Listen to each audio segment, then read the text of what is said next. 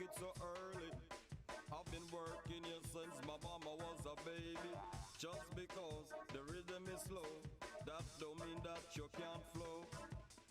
In the rain or in the snow, in the rain or in the snow, got the funky flow. got the funk flow, got the. In the rain or in the snow, in the rain or in the snow, got the funky flow. got the funk flow. All you ever need is to be nice and friendly. All you ever need is to be nice and friendly. All you ever need is to be nice and friendly. All you ever need is to be nice and friendly. Remember, strike it rich, the key is love. Save everybody from way up above. I can sell a bottle cap like this. I will try to sell a cap like this. I can sell a bottle cap like this. I will try to sell a cap like this. I never dream it would be like these. I am the number one ruler of the seven seas. The skunk over here will bring you luck. The skunk over here will bring you luck. The skunk over here will. The pump over here comes with a truck. The pump over here comes with a truck. The pump over here comes with a. Oh yes, I had a lot of fun. I meet a lot of bucks and now I'm on the run. In the rain or in the snow, in the rain or in the snow, got the funky flow. got the funky flow. In the rain or in the snow, in the rain or in the snow, got the funky flow. got the funky flow. Let me tell you something that I never told you before. Listen this. I have never sold everything. I have never sold everything. You have never sold everything. You have never sold everything. You have. Money is all you need. Money is all you need. Money is all you need. Money is all you need. Your father's gonna be very proud of you. Let me know if you have another flea market. I will help you, or you will help me. You got that right, teacher. Thanks a lot.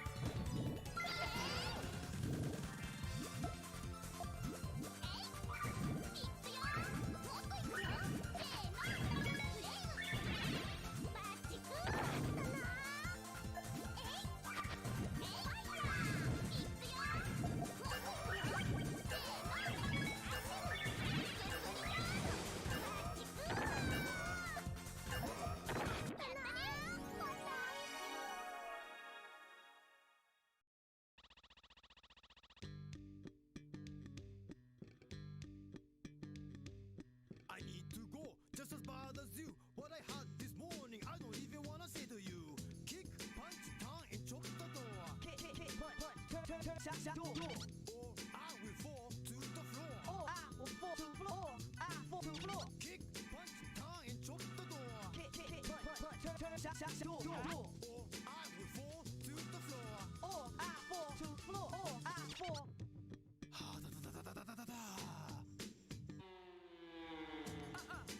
No way. I've been sitting in my car, yes, now for days. Did you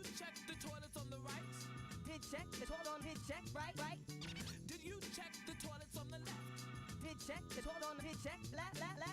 Did you check the toilets on the right? Did check toilet on did check the right right. Did you check the toilets on the left? Did check toilet on did check toilet on left left. Okay, you win. Ribbit, I can't hold it. Last toilet with me up, me already sold it.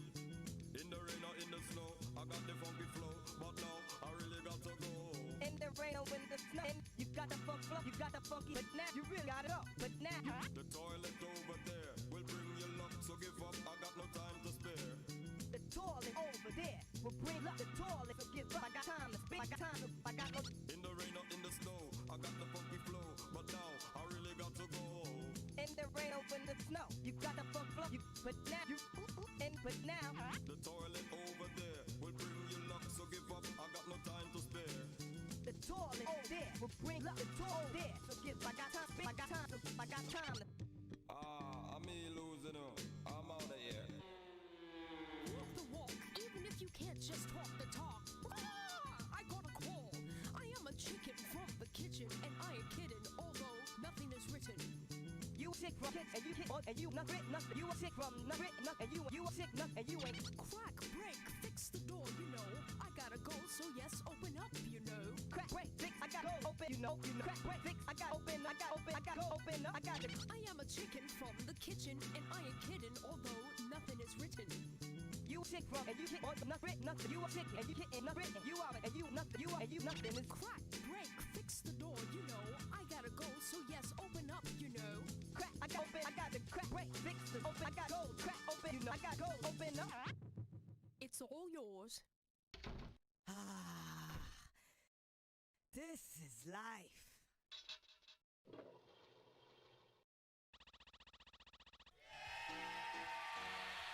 Yo, check this out, it's party time in the house.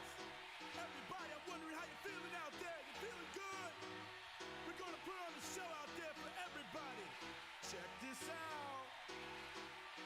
Somebody say ho! Ho! Say ho, ho, ho, ho. Say ho, ho, ho. Ho, ho, ho. Scream! Everybody say ho! Ho!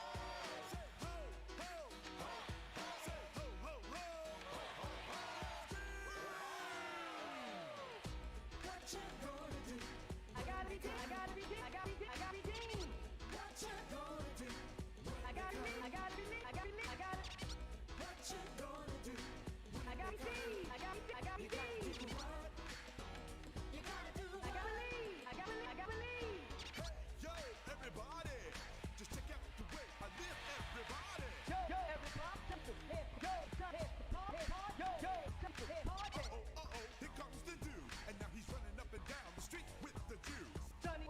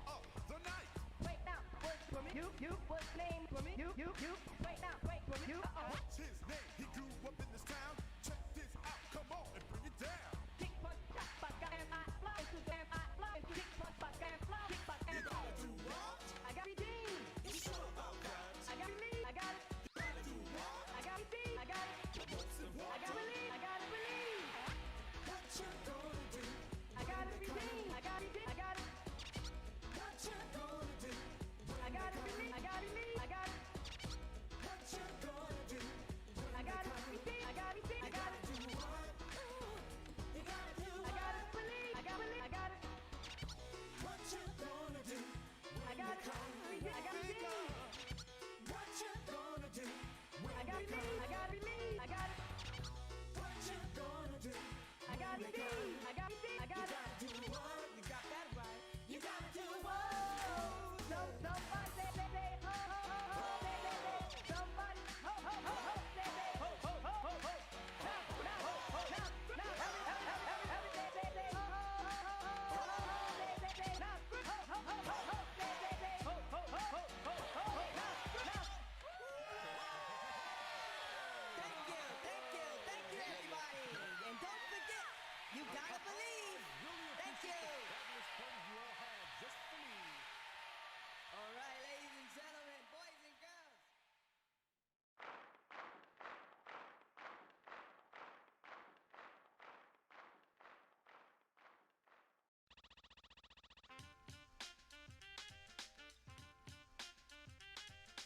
Every single day, stress comes in every way. I ain't got no time for nobody. My style is rich, dope, fat, and rich. We'll make a cake today that looks rich. Crack the egg into the bowl. Crack the egg into the bowl. M-I-X the flour into the bowl. M-I-X, the flour into the bowl. Crack the egg into the bowl. Crack egg into the bowl. M-I-X the flour into the bowl. M-I-X, and flour into the bowl. Baking a cake, yes, means you gotta try. I'm doing this for years, but don't ask me why. Butter joins the bowl. Butter joins the bowl. We're making us a cake that you've never seen before. Make us a cake that never seen before. Make us a Heat up the oven, now we're on a roll. heat up the oven. Now we roll. Cheap's the name of my soul. Cheap. Name your soul. The other day, I was called a little turkey, but I'm a chicken, got it? Your beef jerky. Put the cake in the oven for a while. Put cake oven for a while. Leave it there, come on, clean the pile. Leave there. Come clean. Pie. Put the cake in the oven for a while. Put cake oven for a while. Leave it there, come on, clean the pile. Leave it there. Come on, clean. Pie. Here, I got a little sample. Here, I don't have a. Cause ample time's just what we don't have. Cause money time's just what we don't have. Cause money is. Chicken in the kitchen is making all the sound. The cake is done while we were sitting around. All we gotta do is apply the final touches. All we gotta do is apply final touch. All we gotta do is Take out the shrimp, the clam, and the perches. take out the shrimp, clam, and the perch. Take out the Perch goes here, the clam goes there. perch goes here, the clam goes here, the clam. The little tiny shrimps just go everywhere. The little tiny strip just goes everywhere. Whatever you likes in the middle, fiddle. Whatever you like, whatever in the middle. Seafood cake comes just like the riddle. Seafood comes just like riddle. Okay, that wasn't so hard, was it? No problem. But how'd you get out the TV?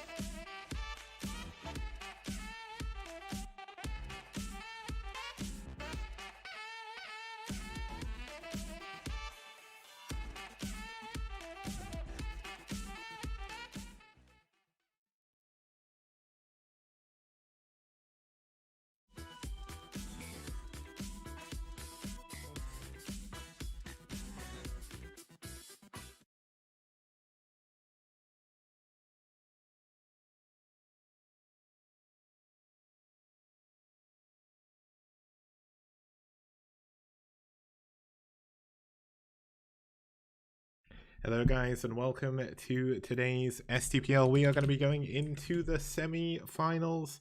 I'm just getting someone in chat the Wikipedia link for this tournament. There we go. I think you can also do this. I cannot remember. Did I set that up? Apparently I didn't. But that's all good. So here is the playoffs so far. NaS took down NetWars, IRK took down Ash, and then in the quarterfinals, NaS faced off against IRK, where they won 3-2 with a surprising return of Eonzerg right there at the very end to take down DeWalt in game number 5. And that means NaS moved on and they faced off against Wico, which is what we will be having a look at today. Should be a good series. It's really, really cool that we've got these games. We've got some great maps coming as well. And apparently I've opened everything twice, so I need to close a few things, otherwise that's going to confuse everything that I've made. It's all well and good though. Let's introduce both of our teams here to have a look at the kind of players we're going to have. And from there we'll sort of see what we're going to do, but starting us off is going to be Wico here. They are our first team, seeded by being second place in the round robin group stage, all the way into the semi-finals. The players they're playing today, they haven't really lost too many games between them. This is definitely the best of Wico's roster. They do not want to lose here, and they are going to make sure they basically give the best possible solution they can. And that is going to be, of course, by putting out their best players. Mutali, 4-1, Speed, 6-1, 97320, and Haya, 3-0 as well. Just in case you're wondering, this isn't the Pro Gamer Hire, it's a different one, but we have had him play in the STPL before. Their opponents, the best team in America, and proving it this season, the best team outside of South Korea in the STPL in Season 4. It's NaS. They've got Dragon, an absolute beast. He lost his game in the quarterfinals, but he's back here to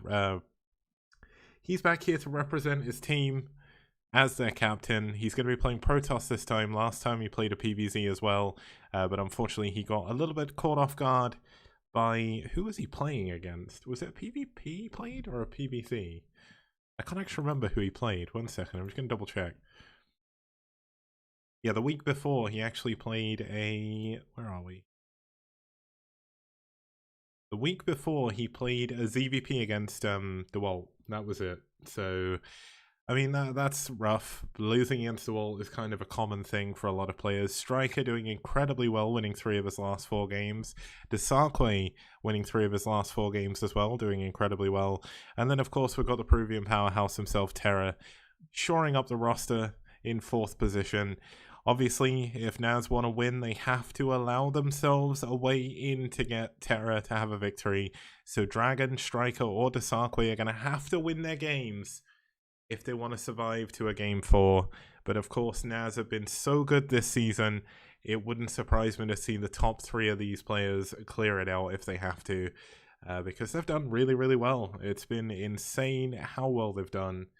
And looking forward to seeing them play a little bit more. So hopefully we'll get to see them do well today. So having a look at the games we've got, we're starting off with the ZVP between Mutely and Dragon. Dragon with some of the best PvZ in the STPL, as well as some of the best ZVP as well. When you actually look at his all-time PvZ streak, it's actually not that high. I thought it was higher than it was, but at least win rate, he's doing pretty well. But then we've got Speed versus Striker, another PvZ. Then we've got a ZVP between 973 and Desarque. And then we have a Terran. We've got a PvT on Desert Dwellers in game number 4. And then, of course, if we make it to the ace match, we'll be heading into Tears of Goddess, our Lunar-esque, very standard map. And looking forward to seeing how that's going to go. Now, I seem to have picked a very bad day to cast, because the best of the best tour is currently sat at 254 viewers, and I'm like, I never get that many viewers. Where are all these people coming from? But it was either that or like try and cast next week when I've got to cast the finals. I have no idea when I'm going to cast the finals, actually, because I don't really want to cast the finals on a Monday or Wednesday. But then if I cast on Friday, the best of the best tour is going to be on again. And I can't cast Saturday or Sunday because BSL's on. It's like the worst timing possible. But it's all good. We'll figure out what to do. Let's have a look at our players. Mutely, so far, an 80% win rate overall. And obviously with only one game played against Protoss, where he did beat NaS previously, he does have a 100% win rate against Protoss. His opponent, a little bit more well-known, especially to the foreign scene, one of the best North American players. It's Dragon, plays PvZ, ZVP, and of course is a Protoss main. And he's got a 66% win rate over 18 games against Zerg. So that is very, very impressive. Lanuvian asked, what is best of the best? I don't actually know. It's like a series of show matches, I think, and they decided to make it's like round robin money matches. So they've got some pretty sick games going on over there, but obviously I don't want to shill for them too hard, given I'm trying to cast at the same time. But let's have a look at the map they're going to be going into. It is our weirdest map of the season. It's Rosen Bridge. Rosen Bridge, semi-island, semi-ground map. We've had a lot of really good games on here. There's been some that have been a little bit weird, but honestly, the longer games we get on this map are usually very, very entertaining. So hopefully we'll get a long game. We've had a 50-minute PvZ here before. Are we going to go above that? I almost forgot how to say that in English all of a sudden. But it looks like there's 2v2 or 2-2 in favor of neither Zerg nor Protoss. So let's get into it. It's game number 1, Dragon versus Mutely on Rosen Bridge.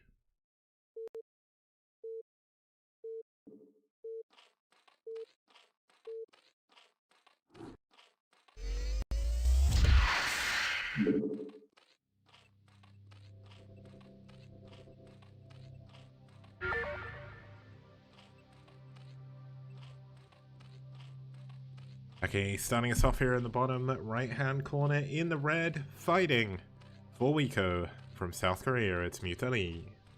Thank you, Lucky Noob, for doing the poll again. If you want to bet your channel points, you can. Starting us off here in the top right-hand corner, representing his team as their captain, it's the Canadian Protoss. It's Dragon.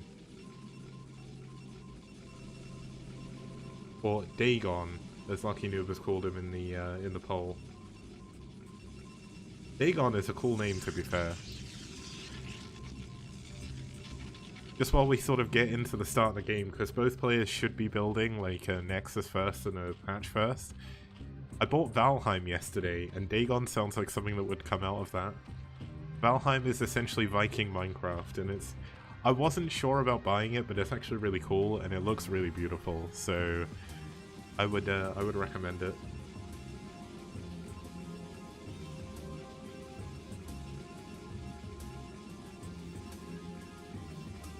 And just in case, if anyone's wondering why I call him Mutely, it's because in Korean, in one of the Korean, I think it's the Korean numbering system, 2 is E. It's said E, so you say Mutali. Like Famasi from season 1, 2, and 3. Oh, we've got some real bets going on here. We've got like 7.2k bet by someone. For Dragon. A lot of people thinking Dragon's gonna win here. This is gonna be weird. I wonder how it's gonna go. We've got a hatch first coming in. Third hatch, or spawning pool actually coming in the main as well. Now Mutali, because he spawned on the ground, is sending a drone to scout. This isn't necessarily necessary, but it seems like a lot of people are doing it. Now I know we had a lot of people kind of confused about this map, given it is very strange, given one player starts on an island and one person can start on the mainland. And if you want to see this map come back in Season 5, I don't know when Season 5 will be, but there is a possibility we can bring it back, and I know a lot of people think it may be better as a pure island map. So you make the spawns top right and bottom left and make it a 2-player map. And that is something I'm interested in doing. If people want that or think that's a cool idea, then let me know. It'd be good to have some verbal support, and then I'll see how it goes. The next season's map pool will carry over some maps from this season, but not all of them. And basically, I'm going to be putting some more standard maps in next season eventually. Thing is, though, I did mention I'm really not sure when I'm going to do the next STPL. I think I might take a break for a while and just focus on doing nothing. But, it's mainly because the trouble is, like, the big trouble with running a team league is teams need to have their players all active for a very long time. And what the problem I have is if we start it, because I'd probably want a 1 or 2 month break anyway, just to sort of chill and get stuff ready for the next season. But then if we're starting as we go into summer, everyone goes on holiday or people aren't around, so you can't finish it during summer. And it's kind of like, the other option I've got is to change the format and have it more like a tournament format rather than a round robin format, but I'm undecided. Maybe we'll see about a format change. Maybe we'll see if we can start in like April or May or something. We should be able to finish before August, so I guess we'll see what happens. We've got plenty of time. There's plenty of the year left. People still aren't going anywhere anyway because coronavirus is still a problem and will be until probably at least the end of the year, when the majority of people can get vaccinated. But either way, we've got double Stargates coming up here for Dragon, playing this exactly how you should do, like an island map here as Protoss, going for +1 air weapons very, very quickly. We've got a 4th hatchery coming in here from Mutali. Now, one trade-off when you are on the mainland is your 3rd gas is very far away, so it's going to be very difficult for the Hydras to move back and forth to deal with any shuttles or overlords that are getting picked off by the Corsairs.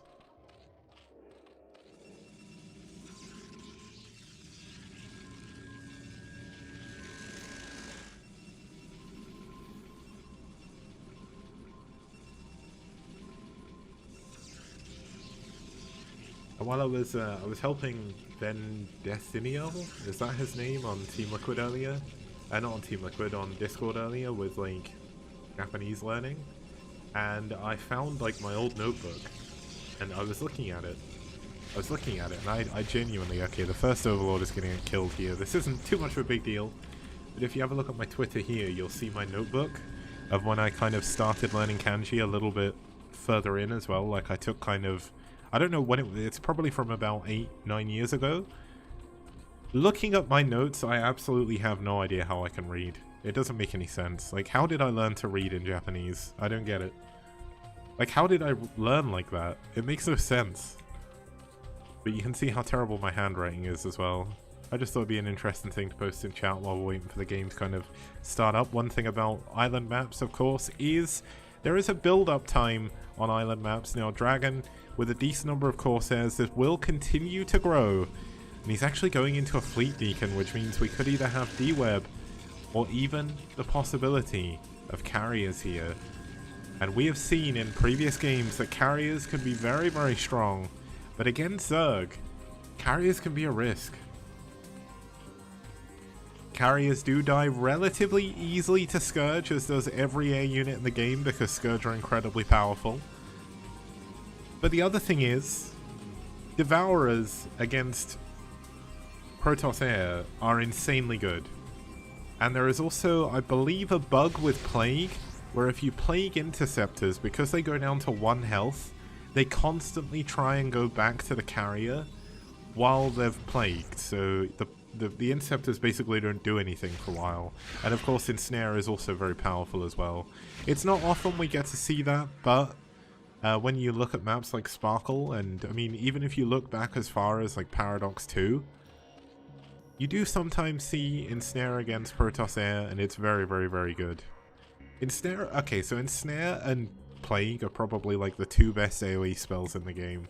Outside of, okay, Storm as well, but like, you can't necessarily run away from Plague, and when you're ensnared, you can't run away from anything else.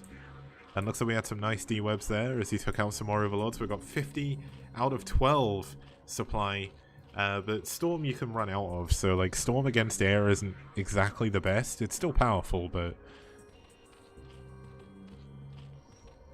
Mutali is going to be in so much trouble this game. Like, he obviously has the mainland. He's got 5 hatcheries now, which are obviously a very, very powerful position to be in. But when you can't build any units, when your Overlords are constantly being sniped, that is when you have trouble. Now, here we go. Look at this. Another D-web comes in.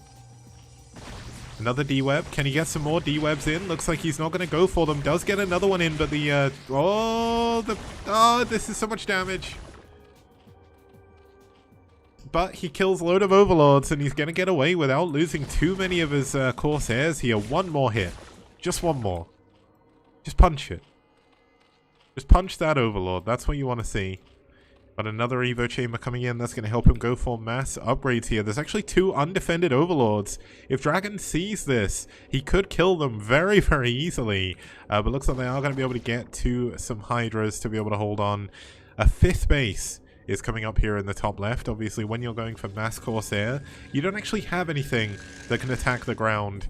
But here we have the king of the skies, the king of the ground. It's the Reaver. And let's see how much damage it can do. There's no D-webs to protect it just yet, but the Hydras did run away. 3 drone, 4 kills, 5 kills. And the shot is going to pick up. Is it going to get away? Yes, it is, but there's Scourge coming in, but does take them down. And Dragon is looking to be in a pretty good spot at the moment. And oh my god, the Overlords are undefended once again. There is so much damage. So many minerals being wasted on replenishing Overlords. And the longer this goes on, the better it's going to be for Dragon.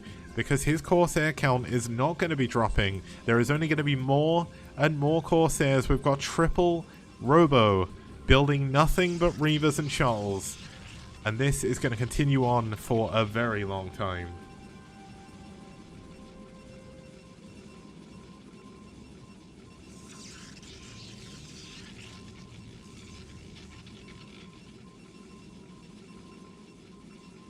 Just in case you guys didn't see, Shield Battery has officially gone into open beta with matchmaking. It's got remastered support as well, so do check that out. Tech27 and 2Pack and loads of other people did a lot of work on it. Really, really good. Okay, that's a little bit rough for Dragon. Don't want to be losing those Corsairs too easily. But he is going to continue to fly around, just being as annoying as possible. There's actually no defense back here against Reavers, so this base is going to go down. He should de-web the Spore Colony, but I guess he doesn't need to worry about it too much. But the Reaver is going to continue getting damage. We've got de-webs possible. Oh my goodness, that's a lot of damage coming in. He should kill the Sunkens, honestly. But looks like he is going to fly away. Another Reaver, or another Scarab takes out another couple of drones. Now, there is Muteless starting to come in now. I'm not sure I agree with this choice. We should have +2 attack coming in soon for the... Oh my goodness, this could be a big, big Scarab. Oh my goodness, that's huge! So much damage being dealt. The Hydras do not know where to go. And Dragon is pulling apart Mutali here. But is this a Devourer? Yes, it is, but he kills the Cocoon. If he can stop the Devourers coming in, this is going to be very strong. Another Reaver shot going down, but... Devourers are very, very, very good against air, so he needs to be very, very careful here. 17 kills on this Reaver. Only one of those is a Hydra. The Reaver, unfortunately, left to die here. No... Oh my god, if he had a Scarab... Oh, if only he had a Scarab. Oh well. Oh well, the Scarab, I mean, he tried to build one, but look how many Reavers he's got left at home. This is definitely looking good for Dragon at home, but of course, he has to make sure he's up to date on his upgrades, and he didn't go for +2 attack early enough. This could actually be a fatal flaw, because those kind of moves, if Mutali can get +2 carapace, which he should be working on if he's not got it already, this is going to give Devourers 4 armor against the Corsair shots, which is going to make them almost unkillable. Now, he does have D-Web. He is a little bit low on upgrades. And Dragon, of course, does not know about this base in the top left just yet. If he did, that base would already be dead. But he's already been building too many observers, I don't believe. I don't even... Does he even have an observer? He's got one in his base. That's not really going to be helping him too much. But here we go. Looks like the Reavers coming in from the low ground. So many Mutalists, though, going to be able to take this down. This was definitely a misplay by Dragon. I mean, obviously, that's not looking too bad. He probably should have just sacked the Reavers. I mean, if they die, it's not the biggest deal. But, I mean, there's no drones here anyway. So, evening up the supply count is, at least in workers, is Dragon there. Mutali with a little bit of a supply deficit, but that is perfectly normal in PvZ. Now this could be a big play. So many Corsairs coming in, so many Overlords, so much destruction if they can get into the right position here. D-Web the spores. D-Web the spores. You have D-Web. Use it. Okay, I'm not sure I agree with that move too much, but he is going to be able to come back towards his cannons. Now, Dragon is going to need to find a way onto the mainland. He's going to have to kill this hive or maybe go for the other main. Looks like he's got a probe up here, but unfortunately for him, he does not know about the other natural. Now, one thing is Mutali has had to spend every bit of money he's built, either rebuilding over or every bit of money he's received, either building Overlords again, building drones, or building units. Now, there's a Nidus somewhere. Oh, he's Nidused onto the other island. Oh, this is actually very clever. He's going to be able to take the other island as well. Now, it looks like he's not going to scout the top left-hand base, but there is a large contingent of Devourers here. They don't have +2 armor. Thank you, Clarinet, for the 10-month resub. Means a lot. +2 carapace about to finish. +2 attack should finish first. I think Dragon is probably waiting for that. He's going for 4 Stargate Corsair now. We've got the Fleet Beacon upgrading the Interceptor upgrade. It looks like Mutali. Oh, thank you, Eon, for the raid, man. Cheers, man. Hopefully your stream went okay. Now we've got the Mutalists heading up towards the top left-hand corner with the Devourers. The Corsairs will be coming in at the same angle. The Devourers are so powerful. 7 acid spores on this Corsair already. They're going to be taking so much damage. Just a single Mutalisk is doing so much. Devourers are so good. You cannot rely just on Corsairs against Devourers. Scouts are actually better in this situation, but lots of cannons coming up here. Lots of Reavers as well. Should make a ground assault impossible, but never say never. Guardians coming in here. This is an interesting choice. Guardians don't take too much damage from Corsairs. And of course, they can outrange the carriers and the Reavers. We've got a lot more Corsairs coming in. +2 attack is done. +3 attack is on the way as well. More Reavers going to be coming on over. But the issue is, Dragon needs to find a way to damage the Zerg's Heartland. He needs to find a way to make something happen. This probe is eventually going to kill this Nexus, by the way. But look at this. Oh my god, the Guardians are so stupid. Forget what I said about them not taking much damage. They die fairly quickly. Looks like, I mean, but look how slowly these Devourers are dying. Let's look at the Devourers' health. Look how slow, look how many things are shooting this. It's just not dying. 4 armor is so strong, they are eventually going to die. But these are like 9 acid spores on basically all of these Corsairs. And Devourers on their own do damage, if I remember correctly. Yeah, they do 27 damage by themselves. So eventually these units will die. Okay, that Reaver is that Reaver got a little bit ahead of himself there, but nice use of D-Matrix. Not D-Matrix, sorry. Dragon is losing so many Corsairs, but the Reavers are going to stand tall at the top of the ramp, and Dragon is going to be able to secure himself a base station on the top left-hand corner, but he needs to bring more Reavers in. He needs to make sure he can kill the Devourers, but they're just so strong. They're so strong, everyone. I mean, the Hydras don't stand a chance against this many Reavers, but we need more anti-air, and I honestly think Scouts would be a better choice. Even Carriers would be better against Mass Devourers, but looks like he is going to fall back.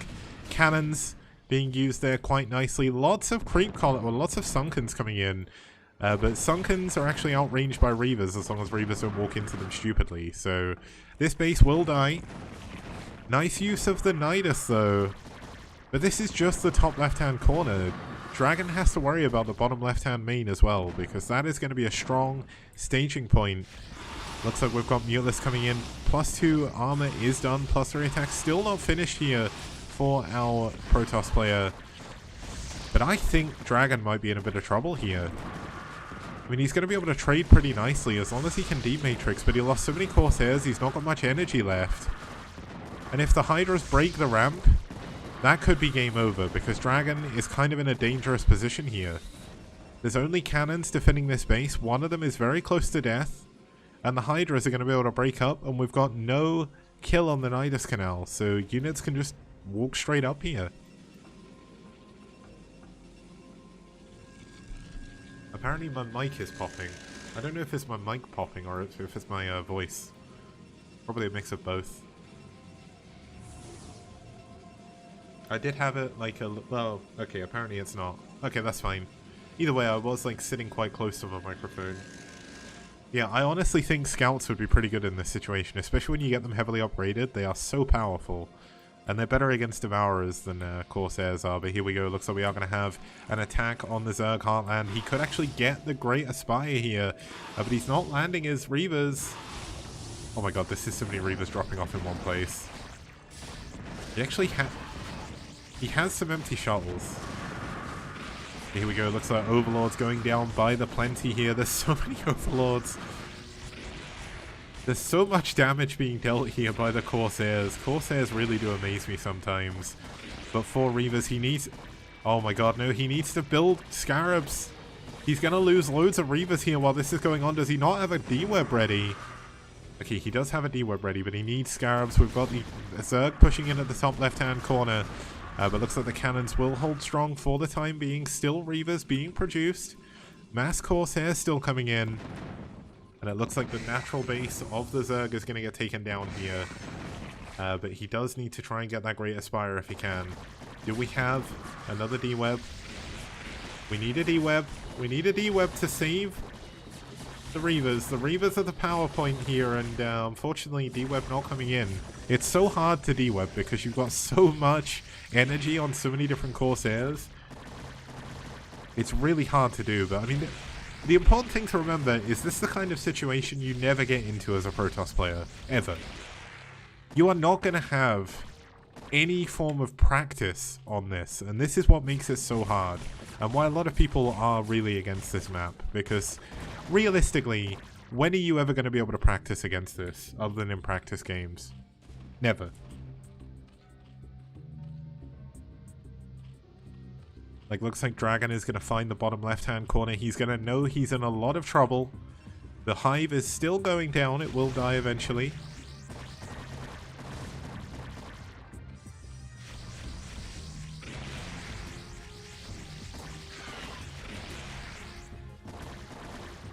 Okay, so we are getting D-Webs being used, but they're kind of coming in at weird angles. Not the best use of D-Web, but still very, very good. The Reaver's doing a very good job up here of holding on. Lots and lots of good trades being done.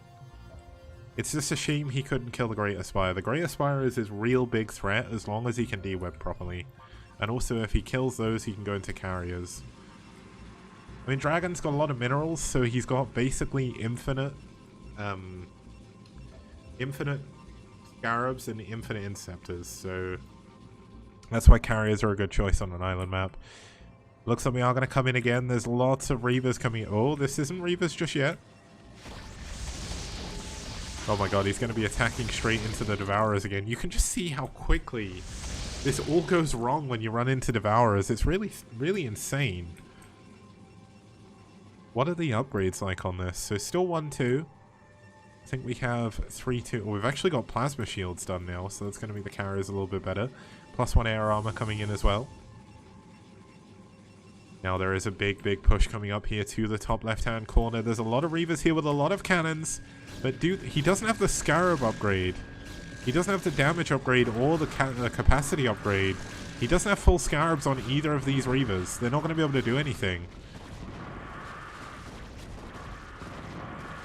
Honestly, I think getting the capacity upgrade here wouldn't be a bad choice. But looks like we are going to have some Scarabs coming down here to the bottom left. He needs to drop and kill the Nidus. If he kills the Nidus, there is nothing that is going to be able to keep these bases alive. But he has to kill the Nidus, like, immediately. Oh my goodness! Oh, so much damage! Oh, so much damage here. Reavers coming in from... Oh, Hydra's coming in from behind. No D-Web being used again, but the... Oh my god, the Nidus is dead. So many Reavers in the main base here. If he just D-Webs the ramp, that would be beautiful. Looks like we are going to have a lot of Devourers coming in here. They will make life hell for these Corsairs, but the Corsairs don't really need to be here anymore. They can fly away.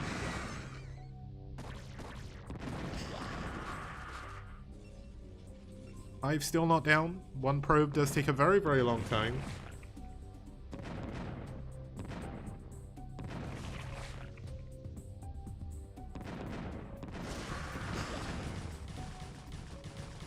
Oh my god, a single link.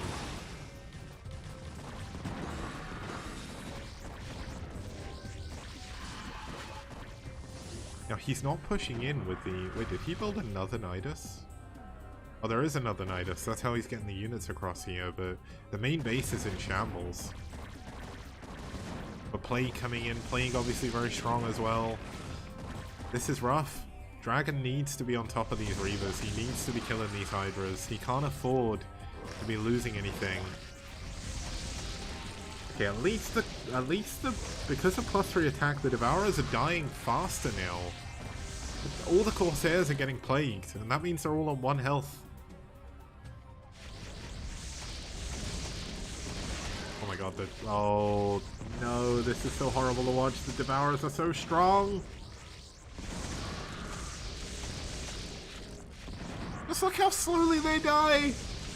It's comical. This is comical how good they are. Oh my goodness. Now another base gonna get taken down by the Reavers here. But these Corsairs need to get out of dodge, but I don't think they're gonna make it. What do we have going on back at home? Finally, the carriers have arrived. Carrier's obviously the big power play. If he can get the carriers in the right position, he can secure this base. It was partially mined out before. Mutali, now he's got the islands, has been doing a very good job banking up his minerals, but he's got no gas.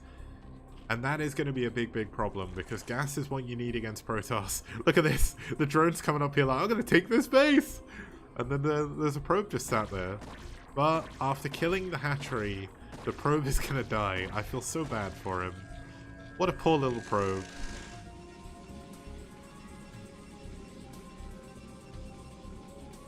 Looks like the bottom left-hand bases are going to be re-established. The natural was re-established as well. Yeah, the Zerg is running out of gas. He's not got that many gas bases. He's got 1, 2, 3. He's on 3 gas right now, and one of them is about to mine out. If he cannot secure these main and natural bases again, he is going to be in a lot of trouble, because minerals... He is spending his gas, that is a fair point, but he's not got a lot of gas, and you need a lot of gas to deal with Protoss air. Now we've got probes being dropped out here. Interestingly, going with just probes to start with. Kind of would prefer to drop some Reavers here first. Oh, you can do Doom drops of Lings. That is a fair point. That is a very, very fair point. I forgot they were only minerals, because Zerg are broken, man. Zerg are completely broken. You heard it here first.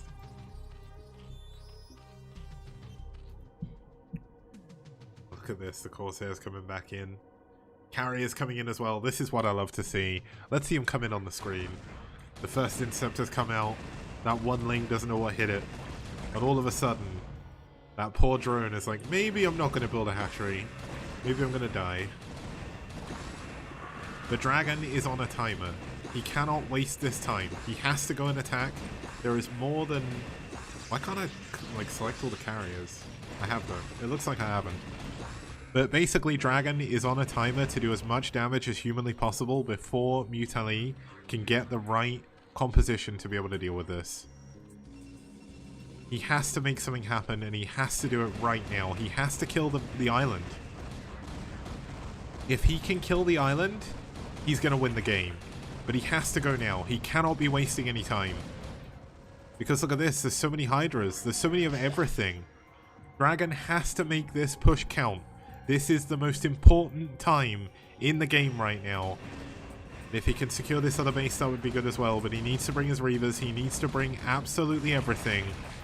And he needs to go right away.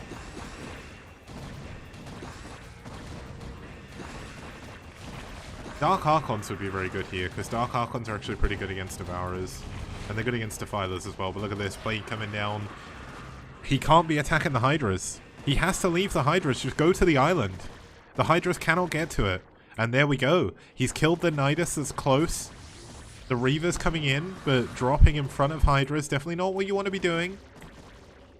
He needs to kill the Nidus immediately. I don't think there's another Nidus down here, so if he kills the Nidus, there's going to be no units to defend. Another Plague going down on the Corsairs. Kill the Nidus. Focus the Nidus. That's all you need to care about right now. Nothing else matters. It doesn't matter what you say. Yay, there we go. He's killed the Nidus. So nothing is going to be coming in here. Looks like the Hydra is trying to get up here to the 12 o'clock base to take it down. But cannons and Reavers, of course, going to be a strong power play here. Looks like this base in the left is going to go down. Now he has to kill this base before another Nidus can come up. Because if the Zerg can get a lot of Hydras through here, the Zerg is going to be in a good position. But Zerg is starting to mine out. Zerg is running out of units, running out of time. A lot of spores coming in, but obviously that's not going to help when you've got Reavers on you. The Dragon has to kill the main. He has to go right now. Although a lot of Mutali's units are just kind of out in the middle of the map, so maybe this won't be too bad. There's not going to be enough units to come through the Nidus, I wouldn't have thought.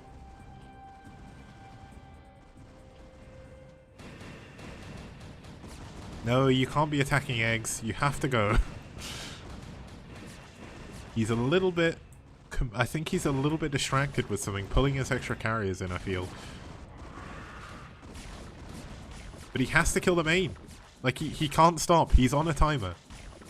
There's not that many drones, but he has to kill the main right this second. Because look at this. More units going to be coming out. 2-3 upgrades are done. The Nidus is here, so Mutali has the option of rebuilding. The Dragon is going to leave the other main. This could be the biggest mistake of the game so far. Oh no, he's going to fly over the... Oh, he's going to fly over the Hydras. No, you can't do this. Oh no, the Plague coming in as well. Oh, Devourers are so good, but here we go. There's a lot of Corsairs coming in here. The Devourers are actually kind of stacked very well. Nice D-Matrix on some of the Hydras there. But I think Dragon is running out of time. Dragon is running out of money and running out of time. He's not going to be able to kill the main. He's losing all of his carriers here. The Devourers are still alive! They don't die! They just don't die here. Devourers are ridiculous. It looks like, okay, there's a Guardian here for some reason. I'm not really sure about that one, but... Okay, so he has managed to kill all of the Devourers finally. But the main base and the natural is secured again. And because he killed all the carriers, he's taken the middle base. Dragon used a lot of money to do that. The carriers maybe didn't work as well. I think maybe scouts would have been better. But Dragon still is on a timer. He can still do this. But Zerg is definitely in a better position. Zerg is going to be able to reinforce the mainland a little bit easier. So any bases on the mainland are going to be in trouble, which is what this one is. We don't have Dragon taking the top left main yet, or the top left natural, because he doesn't really have the units to defend it yet. I mean, this is a very low econ game right now. It's 2 base against 1. No, 2 base against 2. But Zerg obviously have the option of taking another 2 bases, whereas Protoss is in a bit more trouble. This is a new map. This was a map, brand new, made for STPL Season 4.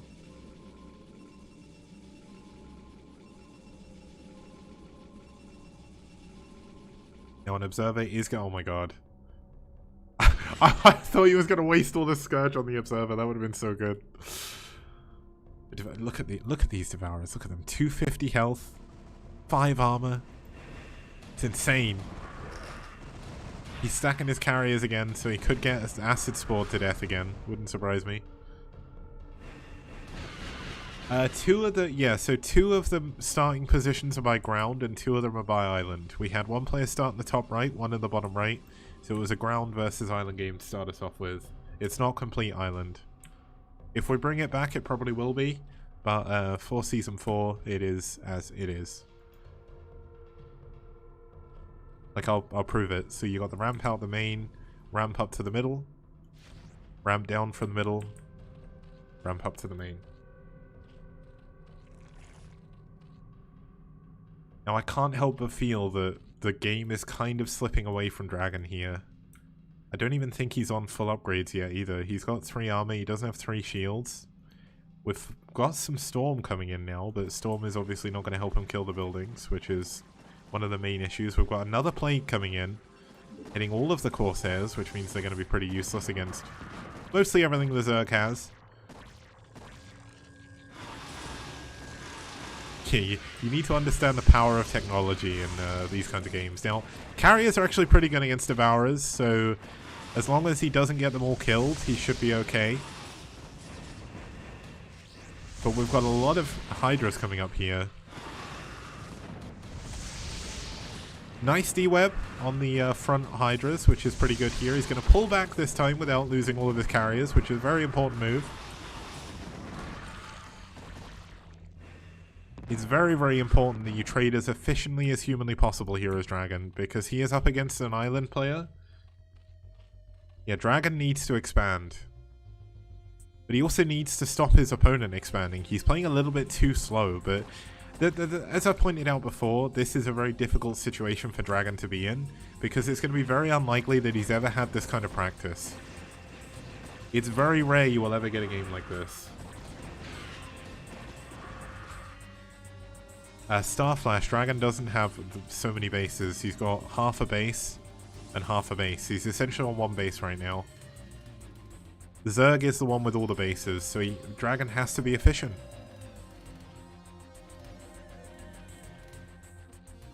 Now he should go and kill this middle base. That's double gas, like you can't let your opponent get that. Oh my god, did he just lose a carrier to Hydras? I hope he didn't. Where's the D matrix? There's no D matrix. Okay, this is he kills the gas. That's a little bit of a win, but now he's obviously got to worry about the Devourers and the Muters again. Dragon is almost maxed. He can't really afford much right now. He's actually building a lot of Storm because he doesn't really have that much minerals anymore. Not D matrix.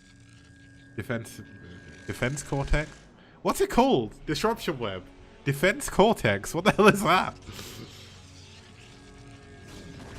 I wouldn't say Archons would be good, but like Storm is very good. Let's look at Storm. Storm is good against Devourers as well. Oh my god, look at the amount of Scourge coming in. This is ridiculous. So many Scourge, so little time. Plague on the carriers again. Oh my god, there's so much death and destruction coming in this game. This is ridiculous. Look at how brazen he is. He's just building, I'm guessing, Guardians right in front of his opponent's carriers. And they're going to finish.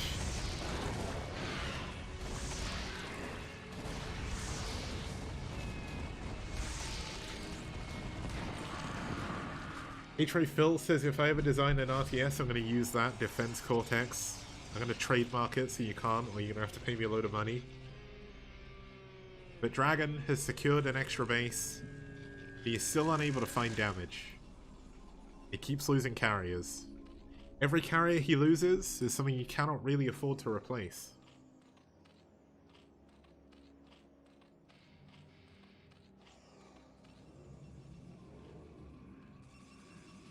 Dragon is starting to mine out in the top left-hand corner. His top middle base is a little bit healthier, but still in a little bit of trouble.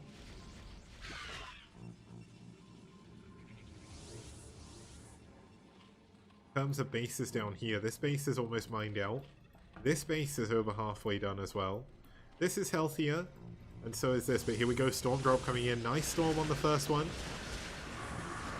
It's just a shame he's only attacking the one base. If he could have attacked all the bases at once there, that would have been incredible.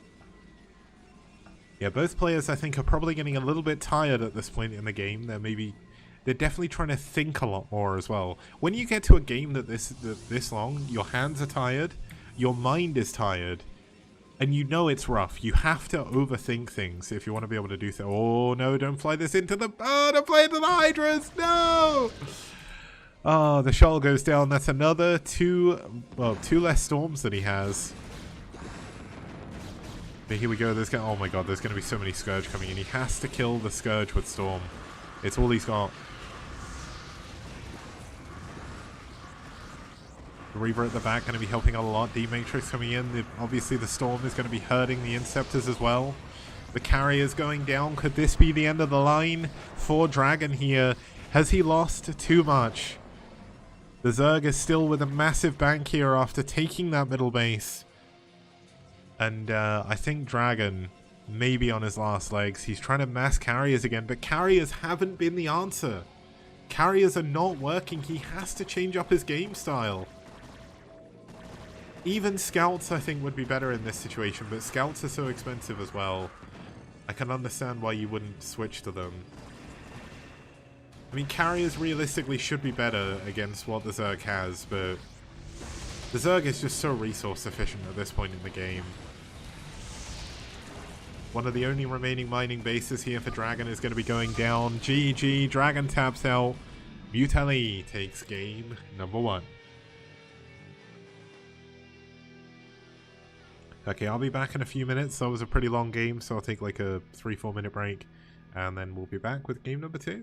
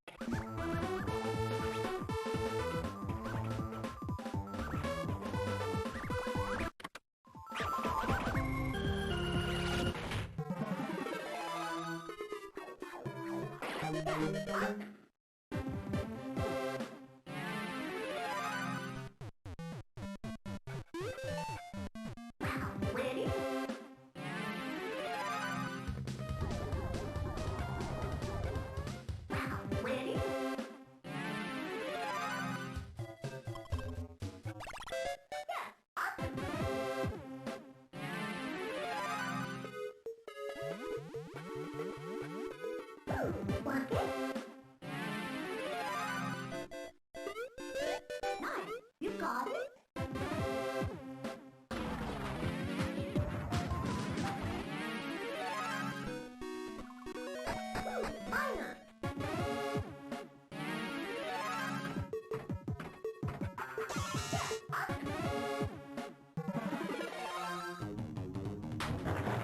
Ready?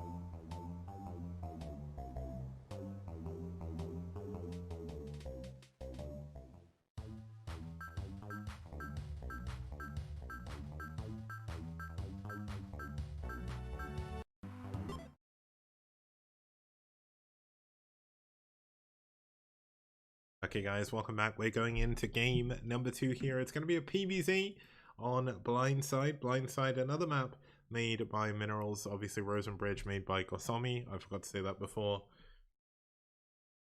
But there we go. Blindside, of course, one of the cooler maps we've had so far this season. We've had a lot of PvPs on here, but the other matchups have been pretty well balanced. It's a ZVP this time, speed against Striker.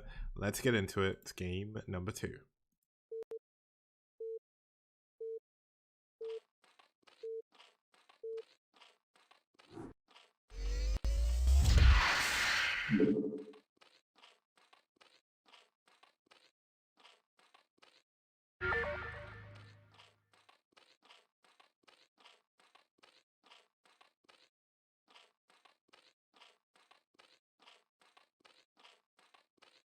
Okay, starting us off here in the 12 o'clock location, we have Striker in the red, fighting for NaS.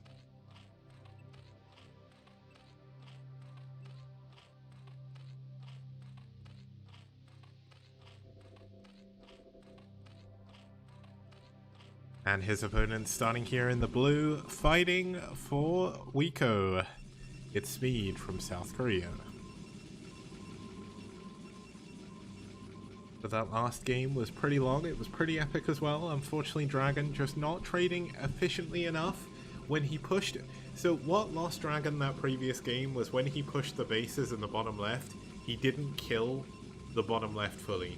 If he'd have killed the Nidus and killed the bases before pulling back, he would have won the game.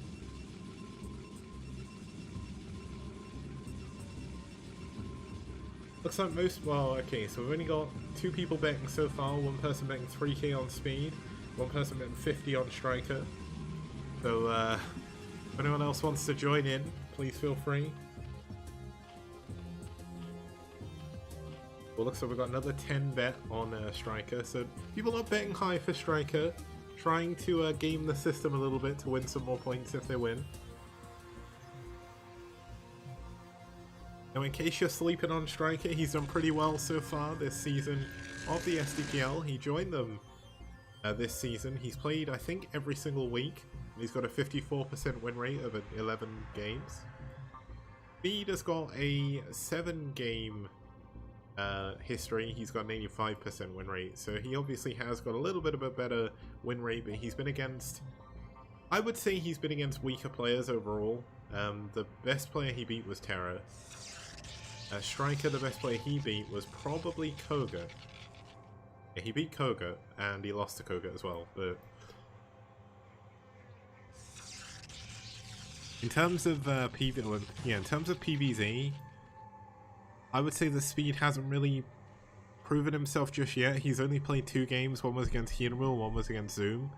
I wouldn't really put either of those players in the top echelon of the STPL, so that's something. Whereas ZVP, we did see Striker take down Eridor, we saw him take down Pre, we saw him take down Grast, and... oh, he took down... wait. 2, 3... he must have had a walkover win. I think he got a walkover win against Protoss as well, but he's got a 4-2 record.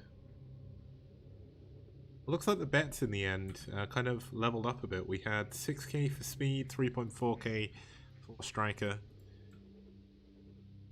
That last game has kind of killed my energy. That was a rough game. Oh my goodness, I'm so tired now.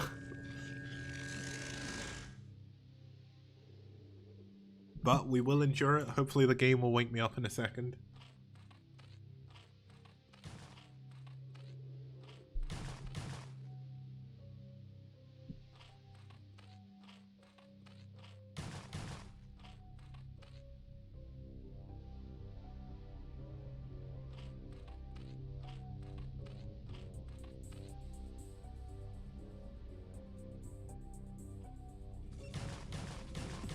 Yeah, Lucky Noob saying I need to clone myself. If I could, it would be like a version of me that would be constantly casting, one that would be doing my normal job, and one that would be me, who would be just doing nothing all day.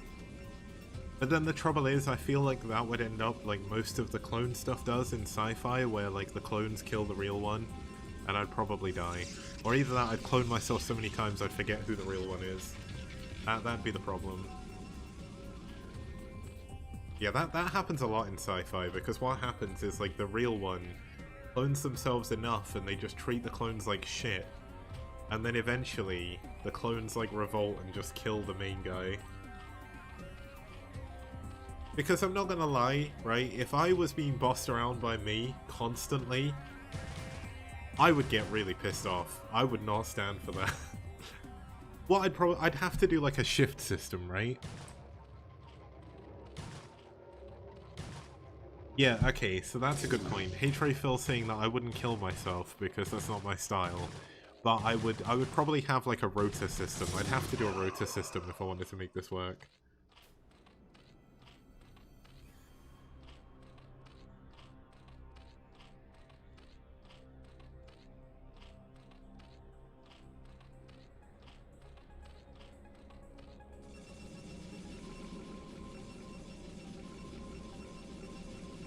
I've not worked for 30 years, Lucky Noob. I'm only 30 years old. I didn't start working when I was born. I didn't start working until 6 years ago. But you know what? That could work if we do like a 6-year plan and then we start rotating. We'll do it. We'll do it. Let's do it. Okay, someone invent a way of me cloning myself and then we'll do that. I'll just chill out for 6 years and my clone can work for 6 years. That'd be pretty good.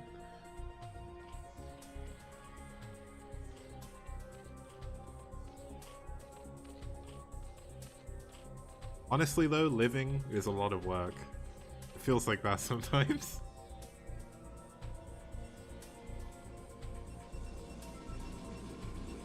Living is rough, man. It's tough living. Like, honestly, like, our place in society, I realize I'm not talking about the game again. I'll get back into the game in a second. We're going into 4 hatcheries into Hydras into 5 hatch. Perfectly normal macro style, perfectly normal play from our Protoss as well. But essentially, we may have it like the easiest ever because everything is more automated for us. You know, there's less disease that can just instantly kill us and people aren't just like killing each other in the streets for the most part. But in terms of stress from work, we're pretty high because like a lot of people just can't switch off from work because whereas like in the 60s, for example, once you left your office, that was it. You weren't working anymore. Now people have to take their work mobiles home. They're expected to work for really shitty pay all day. Like, in some ways we have it good, in some ways we have it bad. Corsair getting taken down, definitely not what you want to have happen is Speed, so that's going to be a bit of a win here for Striker, but Speed coming in with a lot of Zealots. Going to pull those back before taking any damage.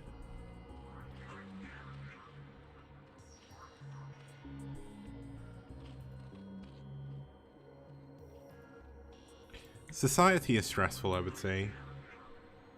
We've also got like information overload, because we have access to so much information all of the time. Like whenever we want, we can find something out. But that also has its own problems as well. But we've got the Zealots attacking the Hydras in the middle of the map, catching a couple but not doing too much damage. Pulling back. Yeah, the thing is, like, it can be hard to like truly switch off in modern society. Like, especially with social media as well. There's not that I necessarily believe that I have this problem, but a lot of people, like... I mean, I do, right? You see how, like... so the problem... Okay, I'll talk about this when we slow down again, but here we go. So let's push him back into the Hydras. Hydra's going to fall back. 2 more Hydras, actually, so he's going to be able to hold on to this fairly easily, but does need to make sure that he controls this properly. There's not any Sunkens down here at the third, so this wall is going to be very important. But he's actually walling himself out away from his third base, so Striker playing a little bit greedy. Definitely not something you want to do as a Zerg player against Protoss, because Protoss are definitely always going to be throwing Zealots at you if they can. Looks like drones being sent back to mine before everything's ready. One of the Zealots getting caught off guard. That was a +1 timing attack, so +2 should be on the way. No, +1 armor, actually. We've got Storm coming in. Well, Storm will be done now. 3 High Templar are ready and waiting. No second Forge just yet. Only 4 gateways as well. So there's not going to be a big swing of attacking units here.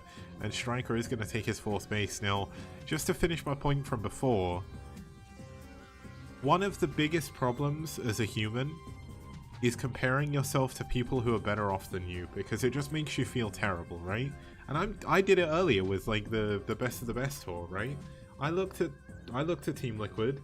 Best of the best tour has 234 viewers. I've never got anywhere near that amount of viewers. I do it with BSL. Like BSL got like 600 viewers now. Like, what am I doing differently, you know? And that's when things become a problem, because you start comparing yourself. You think, why is everything so bad for me? And it's not bad. Like, I've got 85 of you guys watching, and I'm glad that you guys are watching me, because it stops me from going insane. But like, when you're on social media, stuff like that happens all the time. Like, everyone on social media seems to have it better than you, because everyone is always painting the ideal picture of their lives on social media. It's why Instagram is so bad. And it just makes people feel worse. You know, that's not good, but Corsair's doing a lot of damage to the Overlords here. Nice couple of Scourge. Oh, he doesn't manage to get the 2 hits. So more Overlords are going to be going down. Striker getting caught a little bit off guard here. We do have Hydras coming in over on the left-hand side to try and cancel out the 3rd base, but enough Zealots are there to answer them. And that's going to force the Hydras back home once again. More and more Overlords being taken down, though.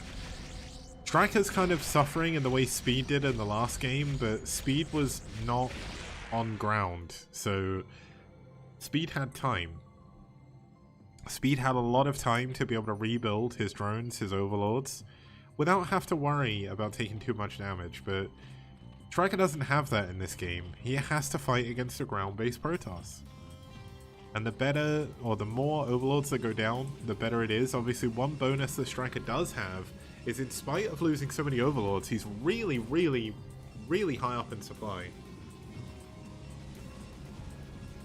I like how just the guy in chat says, come for the Brood War, stay for the psychology. I must admit, I kind of go overboard talking about like psychology and like human emotions sometimes, but it's because it's kind of important to me. I'm a very anxious person, and here we go. Oh, I thought this was a Reaver drop, or like a Templar drop, but I'm a very anxious person who deals very badly with his own emotions, so I feel like it's nice for me to be able to explain why I feel bad sometimes and why you probably try and avoid the same things I'm doing, but there was a lurker drop down here. I didn't quite see how many kills there were. It was hidden at the bottom of the map, so my bad on that one. Storm coming in on these hydras. We'll have a look at the lurker when it drops out next time. I don't think too many probes died though. Yeah, like, life isn't perfect. I don't think it ever will be perfect for people, but you know what? We've got to make the best of what we've got, you know? I hope you guys can all do that and you don't feel too bad. As long as we can all get through life without feeling completely shit, you know what? I'll take that as a win. Yeah, there's no observer with these army, or this army, by the way, so Lurker's very, very, very strong. Does he even have an observatory? Yes, he does. He's got an observer down here, but none with the army. Cannon coming in as well. This lane gonna... Okay, apparently this lane is just gonna be able to attack as many Dragoons at once. Now we do have a push coming in here to the 4th base. This is gonna be a very strong push. Looks like Striker with a ton of drones just everywhere. Oh my god, there's so much Storm coming in, but every Storm on Hydras is a Storm not on Lurkers. Okay, that's unfortunately getting a little bit caught off guard. Is this a big drop? He's got some units in here. Oh my god, so much Storm coming in. Oh no, this is not looking good for Striker. Drone down here at the bottom right. Wanted to check if that was that Lurker, but can he hold on to his base? Okay, Mist Storm. The Lurkers do need to burrow though. Lurkers are good units, but they have to be under the ground. I don't know if we know about that one yet, but pretty important. Wasn't a Doom drop on the army, it was just all the Overlords coming to get attacked. Looks like the Observer is up here now, so the Lurker's not going to be as strong. So much Storm energy as well, so... How many? 9 kills? 4 kills? One of the Templar just died trying to Storm, but he does Storm there. Looks like the Protoss army is going to get blocked here, and one important thing to note is while that was going on, Striker killed the 3rd base. These Hydras did a very, very good job over here. And this Lurker drop is still in a position where it could come in and do some damage, but I don't think that's going to happen. But Striker definitely pulling ahead there. He's actually pulled ahead in supply, ahead in drones as well, and that was after like 1 million drones died to Storm at this base, so... Striker's in a good spot. He's getting a 5th base down here in the bottom right. It's very far for Speed to go and attack that, and if he goes there he's not attacking all the other bases. And he can use that as a staging ground, as a Doom drop against Speed. Speed is very low on bases. He's double expanding now to try and catch back up. But Striker is in the best position he could possibly be in here. Honestly, I feel like morphing all of these into Lurkers on this ramp would not be a terrible idea.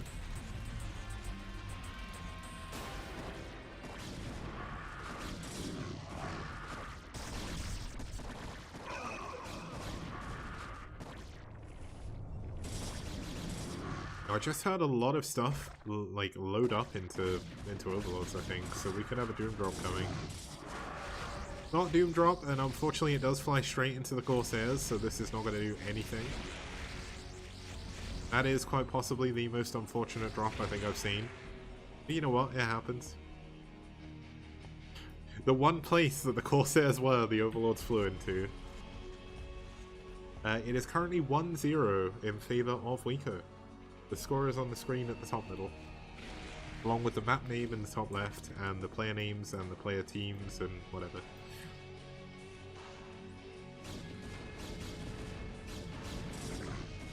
I don't know what it is, like, I don't mean anything bad by this, but I feel like the overlay is big enough that it's really hard to not miss, but I think people just don't look up there because you don't normally need to in a Brood War game. A lot of people miss it. Really strange. Here we go. Crackling's going to take down this Nexus. Absolutely no problem. That Storm was in the one place that couldn't hit any links as well. So that was a missed Storm. Does it not matter where the overlay is? Do people miss it anyway? Apparently you have it on every channel. Okay, fair enough. I guess people just don't really pay attention to the custom stuff. There's no real need to, right? Okay, these Corsairs are once again gonna find another drop. But... Oh no, no, no, no, no, no, no, no, no, no. Oh no. Now come on now, Striker. Come on now, Striker. We... you can't keep... No! No! He's done it again! He keeps dropping into Corsairs! I don't understand why! We've talked about this, Striker.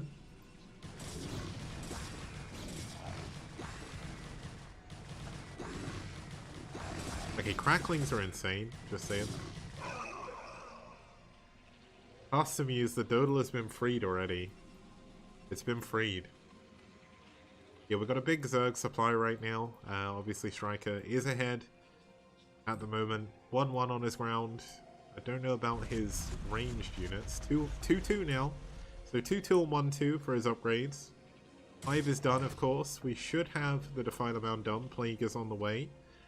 But the 3rd base is mined out here. The 4th base, a little bit healthier. We've got the 5th base as well.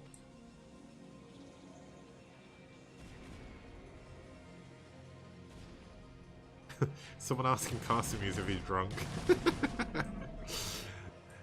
He's not drunk. He doesn't take drugs. He's just high on life. That's how Casimir is. Also, drugs are like insanely illegal in Korea. If it's anything like Japan, like you get caught with weed and you are screwed. I think Korea may be ever so slightly more lenient than Japan is, but when you compare it to like most of Europe, if you're smoking weed, for instance, the police probably aren't going to care. But obviously if you're dealing, then that's a big problem. Any other bigger drugs are going to be a problem. But like in the UK, if you're caught with marijuana, as long as it's just enough for personal use and you're not selling it, the police don't really care, from what I understand. They've got bigger fish to fry. But in Japan, like, you're going to jail. And that is a ton of cracklings. Now, cracklings are very strong, but also very hard to control, so we'll have to see how that's going to go. One benefit, obviously, is the Striker has more bases. He's pulling ahead in pretty much every single way that he can. The 2-1 upgrades done for our Protoss here. Yeah, and it's becoming legal in the US as well, so Europe shouldn't be too far behind. Oh no, he's gonna drop into the... No, he can't. Okay, he's gonna unload. I was gonna say, is he really gonna drop into the 2 Corsairs again?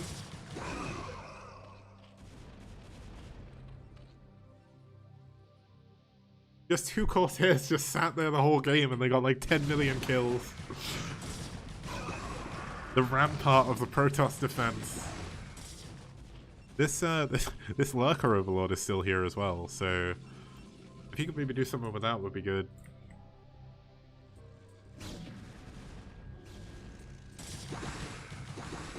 Okay, the Zerg units are doing so much damage to the Protoss army here, but look at the storm. So nice on this ramp here. But there's just, oh my god, there's so much. There's more Lurkers than there are Dragoons. But look at that, oh my goodness, oh, those storms are filthy. Oh, the filthy storms, he stacked up all his units, and that's what you get. You get stormed.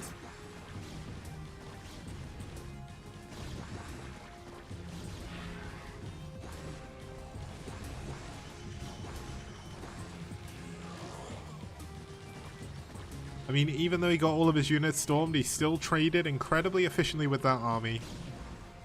And he's going to be able to push in up here to this 3rd base. But the thing is, there's no Defiler here, so the cannons will be able to hold on to the base. More and more cracklings coming in, doing their business. I'm going to zoom back out again, because I don't actually like being zoomed right in.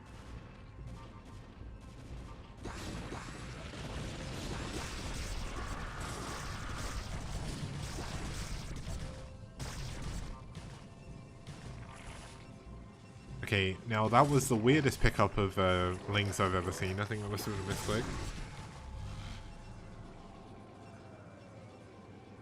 Lucky Noob saying he loves zoom in. Okay, here we go. We're gonna cast like this now. You can blame Lucky Noob. Oh my god, it's so hard to observe when you're fully zoomed in. The box, I swear the box is smaller than what you can actually see.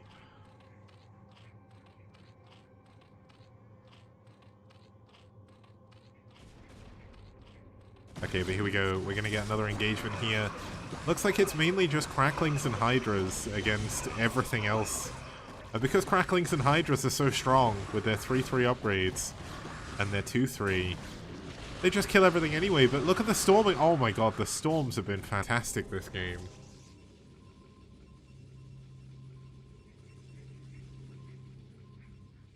Why is he shimmying like that? I've always wondered that. Why are they just like... Why are they swinging around like that? I don't get it. Here we go. Looks like we are going to have... Okay, Plague first. A little bit questionable, but you know what? It'll do. That DT somehow got away with his life. Spawning Astanian Storms again. But I think Striker should be far enough ahead here that this doesn't matter if he doesn't trade efficiently.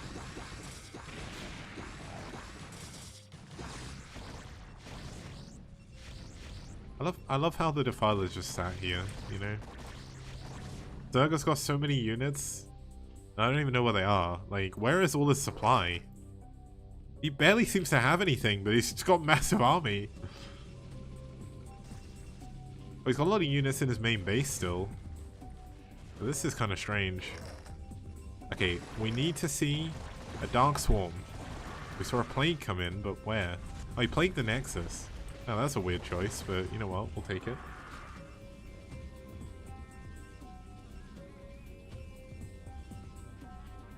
Now, in case you haven't seen enough ZVP already, the next game will be ZVP as well, but here we go. Nexus gonna go down immediately. Ling's gonna kill all the cannons as well. And this is one of the only mining bases of Protoss, so he is definitely in a good spot. He's gonna be able to get away with most of his Lings as well. Now, funnily enough, a drop here would actually do really well now. The only defense, the 2 Corsairs, is gone. Yeah, okay, so the base is gone. Of course, the minerals are about to mine out, but still, it's a Nexus. How are you going to Chrono Boost without your Nexuses, guys? Come on. Okay, Reavers are definitely a good choice, but one of the Reavers goes down. Probes distance mining now from this middle base. All of the Protoss army is here, and it looks like it's all about to fall. Well, they're saying that there's still 60 supply somewhere. But GG, Speed taps out, Striker wins game number 2, and NaS put themselves on the table. The win from Striker. We'll be back in a couple of minutes with game 3.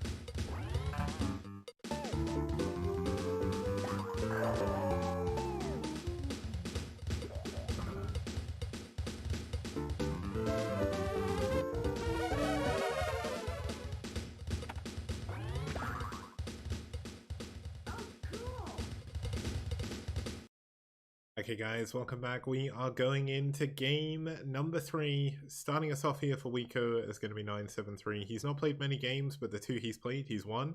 He beat Ziggy and Tech. His opponent is going to need no introduction. It is Terra fighting for NaS. A very, very strong Terran player from Peru. One of the best Terran players outside of Korea. And he's got a 73% win rate against Zerg. It is going to be a TVZ. I got my matchups around the wrong order.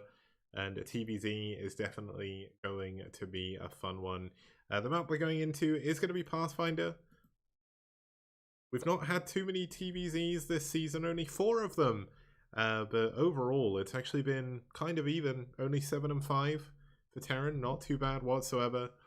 It's actually been one of our better maps of the season, I think. So, looking forward to it. Let's get into it. It's game number 3, Terra versus 973, with both teams tied 1-1.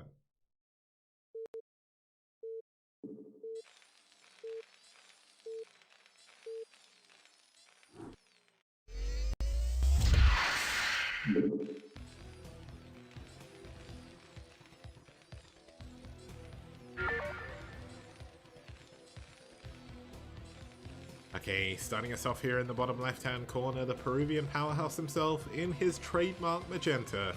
It's Terra fighting for NaS.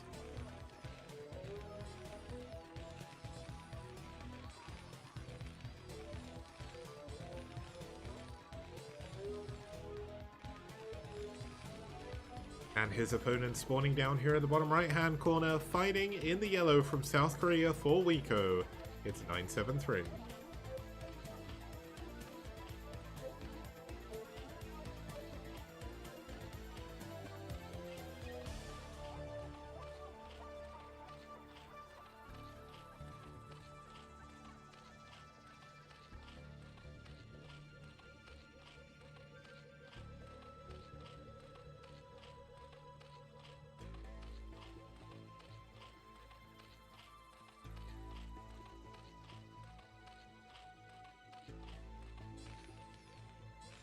This is not Blitz X, it's Pathfinder. Blitz X is an old map from 2008.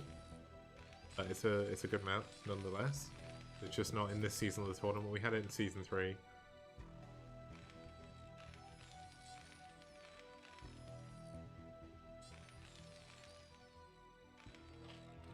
Of course, this is the semi-finals of Season 4, so if you've missed the rest, you can catch it on our YouTube, youtube.com/STPL TV. Very easy to find. Up until about halfway through, I had all of the timestamps done as well. I need to go back and fix that for the latest broadcasts. But all of the VODs are on there as well, so you can check every single game that you may have missed. There's been a lot of really, really, really good games this season. I think in terms of game quality, this season has been the highest. Most certainly. Obviously, I may be just saying that because it is my tournament, but that's what I genuinely believe. Terra going for a link-type wall here, although I think he needs to move his barracks. I can't remember if that's actually link-type or not. I think there's maybe a gap. No, I think it's link-type. He should be okay. You can make a link-type wall on this map, certainly. That means he's going to be able to build his CC on location with absolutely no problem. The early spawning pool from our Zerg is not really going to be doing anything too much either. He's obviously going into a lair behind it, so that's why he went for it. We've got the Terran music, which is always good. Obviously, the other way you can keep in touch with what's going on the STPL is check out the STPL Twitter at twitter.com/STPLTV as well. I will get you a link to that, because then you can go follow it while you're waiting for nothing. Waiting for something to happen. Waiting for nothing. That's interesting. Here we go. Hydroden. This is a lurker build.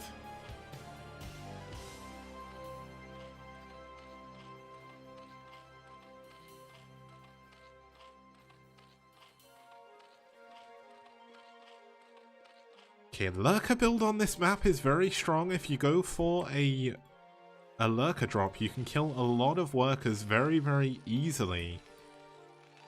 But Terra is going for bio. He's got his academy. His engineering bay is already researching +1.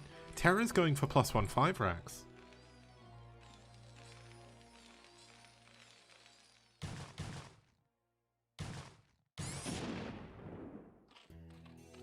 How many people have they got watching over there now? I reckon they still must be high, right? Yeah, they're on 243. Where are all these people coming from?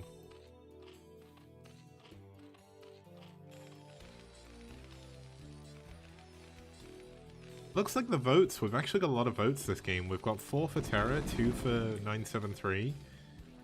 2.9k Terra, 2.2k 973, so pretty cool.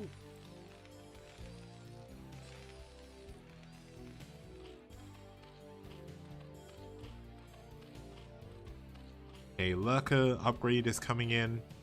We should have... Okay, Terra scans the natural. He sees the lack of drones. He must know something funny is coming on, right? Is he going to scan again? He's not going to scan again. He cancelled his third... He cancelled his third barracks. Terra knows there's something weird going on. Oh my god, look at this. Terra knows it's Lurkers. And he's just scanned as well. Terra immediately has built 3 bunkers at his front. He's got turrets coming up as well. And this should do absolutely nothing. But if he goes for Lurker drop, which he is, Terra might not be ready for that. Got a supply depot coming up as well. Yeah, I mean, oh my god, these bunkers will kill the depots eventually. Although no, they won't. They're out of range.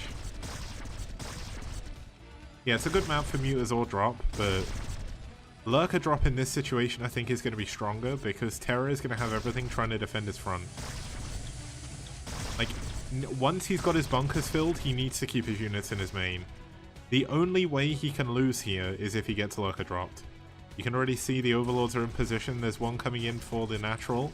And you'll notice there's no form of detection to defend against this. Terra is going to have to know that this is a possibility though. He has to defend against this. Like, I hate to say this, but honestly, if 973 can win with a Lurker drop from this situation, it's because Terra misplayed incredibly hard.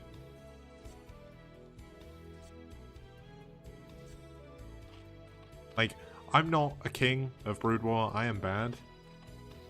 But if you lose to a Lurker drop in this situation, you've very badly prepared for the game. Because this is normal. Like, going for a Lurker drop from this situation is exactly what you should be expecting as Terra. They're not just going to throw units into your bunkers. Like, they're not... Zerg players aren't stupid. You know? And he's got all of his units away from his main, so... Oh, this drop is going to do so much damage. And while he goes to deal with that drop, a single Lurker is going to drop into his natural and kill all of the SCVs. Drop is late. Oh, okay, Terra's ready. He knows someone's coming. He's getting ready with units in his main. If we see these Lurkers fly over the top of these Marines, it's game over. He needs to make sure he's got all of his units up here. We've got a scan coming in. Scans the main, sees not much. It's slow overlords. Oh my god, if the Marines just get in the right position, this is game over. But the Marines need to be in the position. He's not going to see it until it's too late. Oh my goodness, this is so tense. Terra, he needs to stim. He goes now. He gets one of the overlords with the Lurker in. He gets the other overlord with 2 Lurkers in. And now it's Lings dropping into the main, and that is nothing to worry about. And I think Terra's just won the game with that. That was all or nothing, and that did not work out. We've got 2 Lurkers coming into the natural. There's already a tank up here, though, but there's still no detection.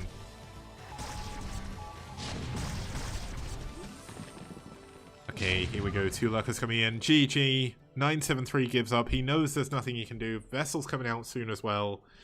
And that is going to be another win on the board for NaS, and that'll take him 2-0 or 2-1 up against Wico.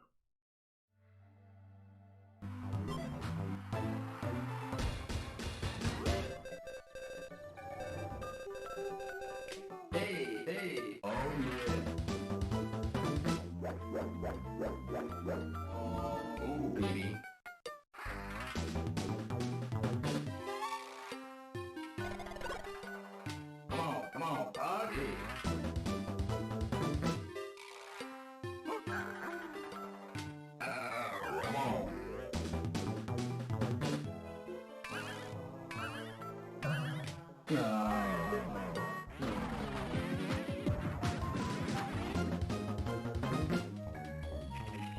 Oh, baby.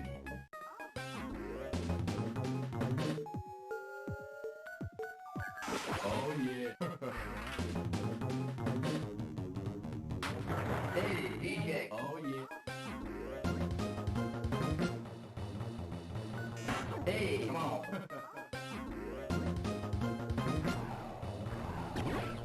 Hey.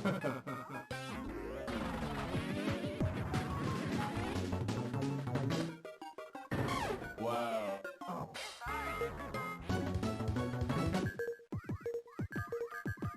Hey, DJ, come on. Hey, DJ. Oh, yeah. Hey, DJ. Oh, yeah. Hey, DJ. Oh, yeah. Too bad. Hey.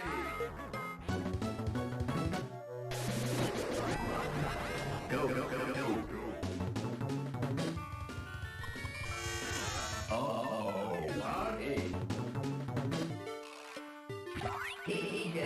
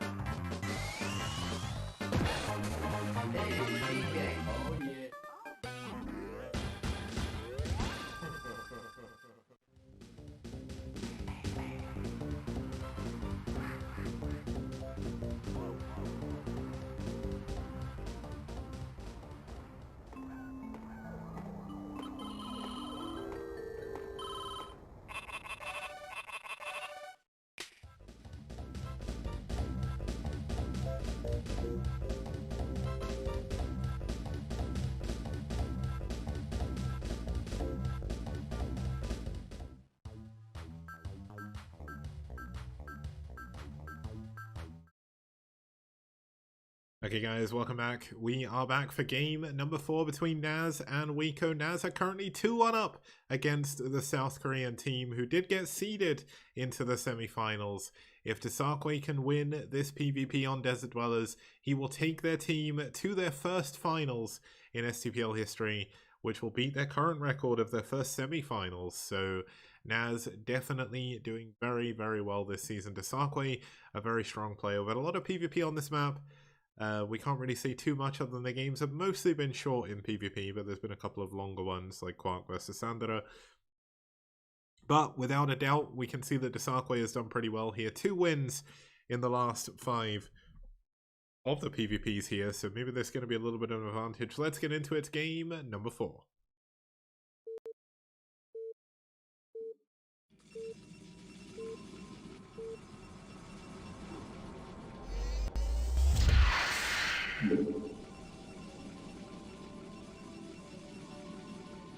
Okay, starting us off here in the top right-hand position, we do have Fighting for Hire with his team's hopes on the line. It's Wico, it's Hire fighting for Wico.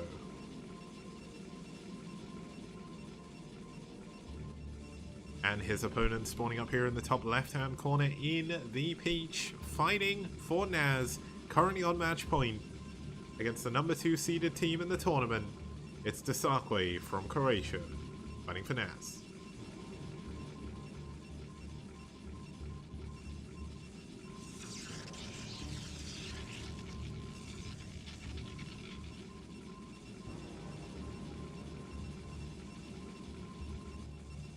Okay, so it's a PvP, our first and possibly only mirror today. Of course, if Hire can win this game, we'll be heading to an ace match. If Desakwe wins, he will clear the series 3-1 and their team will go up against Seoul in the final.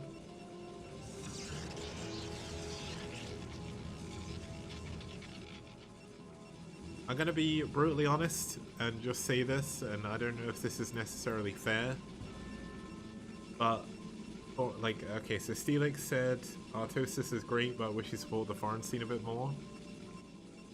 I mean, Artosis does this for a living, and there isn't really enough money in the foreign scene for him to want to support it more, I would say.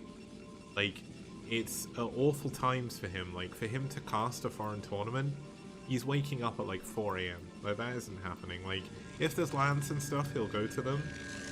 And he's gone to, like, RCG. The one, it was Corrupted Cup when he did it. Like, I think Artosis cares about the foreign scene, but it's just too much effort for him to really follow it, I guess. He's got so much to do, so much work to do as well. He's streaming all the time as well. And, I think that's why. I think it's not that he doesn't want to support the foreign scene, it's just there's not really a massive foreign scene to support, and there isn't really too much he can do. Because unlike me and Zero, like, Artosis isn't going to cast for free. Like, if we're being completely honest, like, that's his job.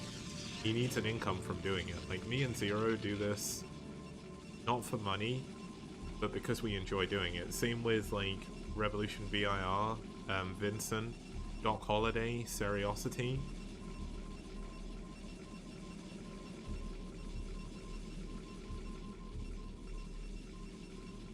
Like, all of us do it because we want to, not necessarily because we're getting anything up from the end.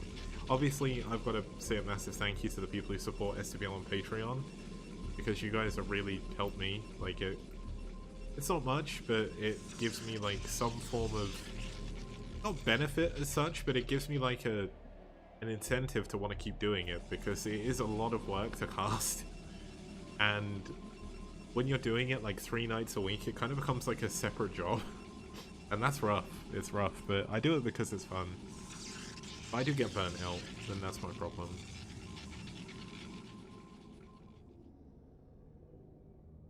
Yeah, the thing is, like, at the end of the day, Artosis could, like, promote us and, like, BSL and stuff like that on his Twitter. And I mean, part of, like, okay, so the thing that annoyed me with the Pylon show, right, is the Pylon show was really good, and we had, like, a Brood War episode at first. And then, like, I got invited to that, and that was really, really fun. And then it just never happened again. You know, and then they changed the way that the, like, This Week in StarCraft worked, because it took forever, and I get why they changed it.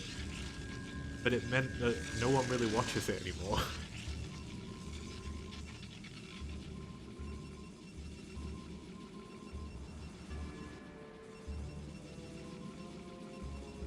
Like, even then, if you're like a StarCraft 2 viewer of the Pylon show, you're probably not going to care if, like, there's a Brood War tournament. Artosis definitely cares about the foreign scene.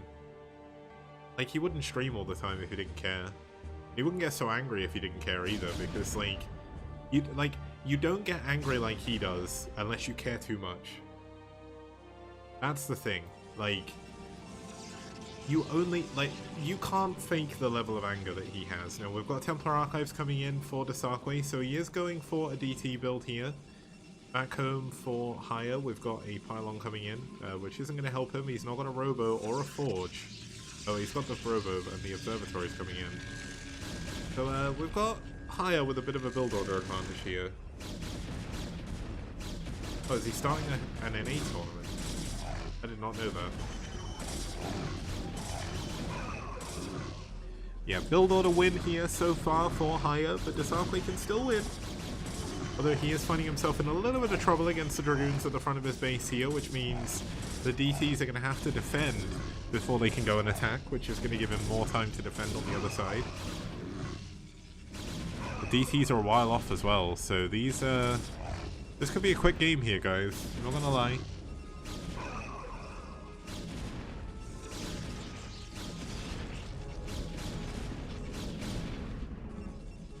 Honestly, Steelix, I'm going to say this not because I don't care about BSL, because I do.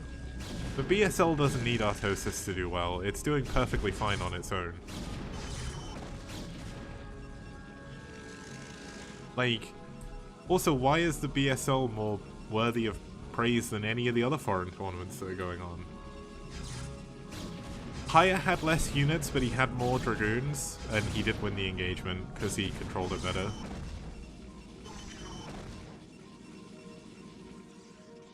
The Zealots against Dragoons, if you can control the Dragoons well enough, you're fine.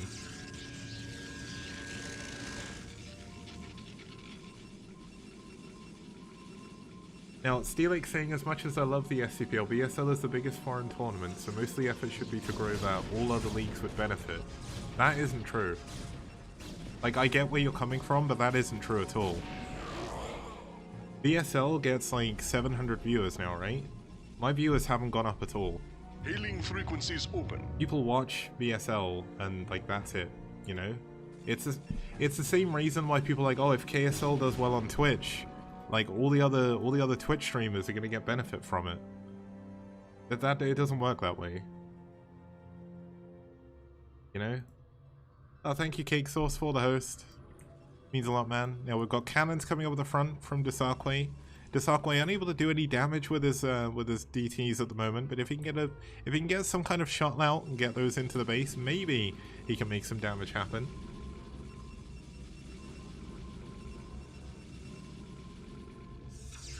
Like what Zero's done with BSL is incredible. Because BSL, BSL has been running for a long time now through Zero's massive amounts of hard work. But just seeing how much it's grown over the last like 4 seasons is insane. Like, I don't know what magic source Zero has that he's been able to do this, but it's really well deserved. I mean, the BSL people like casting like 6-8 hours every weekend. More than that even, in some cases. Like, it's crazy.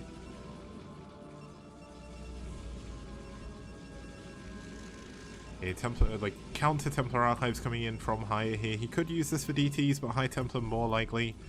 Storm is the best move to go for late game in PvP.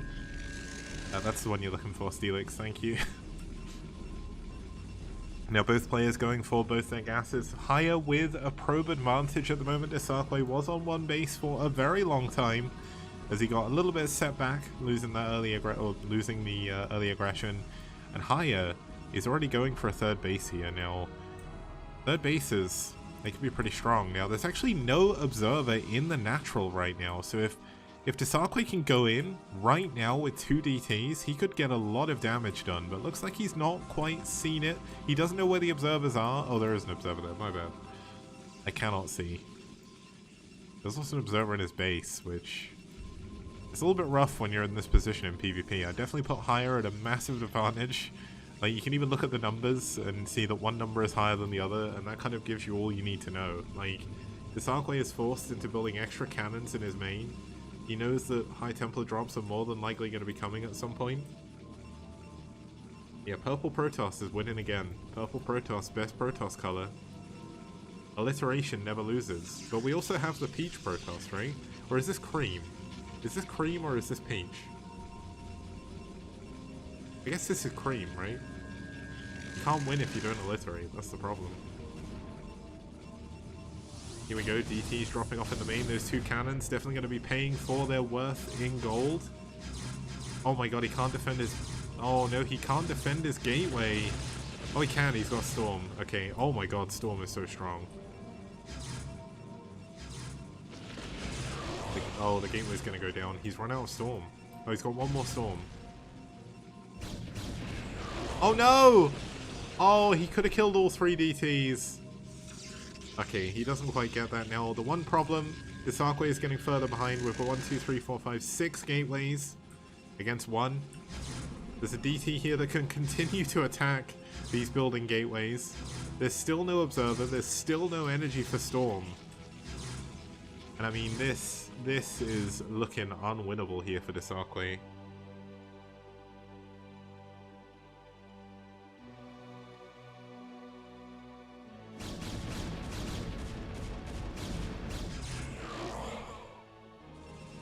Looks like we were going to have a Storm drop coming into the natural, but does get pushed back.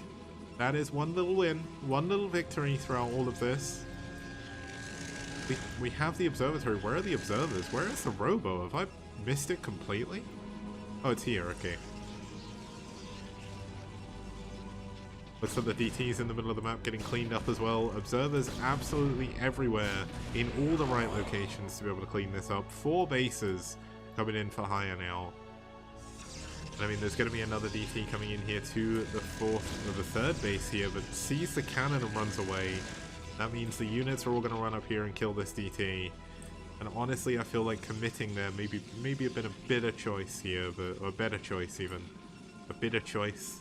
A bitter choice here. You know, I don't even know what accent that is. What am I even trying to do anymore? Looks like we will have a High Templar drop trying to come out here, but... the hell is this? This is a really cool doodad. But here we go. I think this could be the end of the game. Storm drop coming in on the natural. Nearly got distracted at the worst possible time. But looks like the big amount of units coming in actually saved me.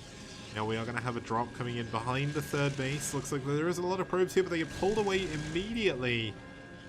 And this drop is once again not going to do anything. Yeah, Desarque is just so far behind now. Like, I feel like if Haya had committed there, he could have broken this, but I guess he didn't want to throw away the game. And that's a respectful decision to take. You know you're ahead. Pull back, get more ahead. What's going to happen? You're eventually going to win the game. So you may as well just play it sensibly, you know? No, I don't think I'm wrong in counting out Desarque here at this point. But if we are going to a Game 5, who do you guys think is going to be playing? Because I feel, unless a miracle happens, we're going to have an ace match. There isn't a difference in skill. I would more say that there was just a massive build order win for Haya. Well, thank you, Steelix. I don't know how to get the Matrino stuff to appear on... oh, wait, I know how to do that. I'll fix it for next time. I'll fix it for next season. Thank you so much, Steelix. Donate $40 to Matrino. Improving the prize pool. Nice storms. Like, if he can get more storms like that... if he became the Arashi, like the Arashi Protoss, then maybe we could see something happen here, but he's running out of High Templar, he's running out of Storm Energy, he's running out of units even at this stage.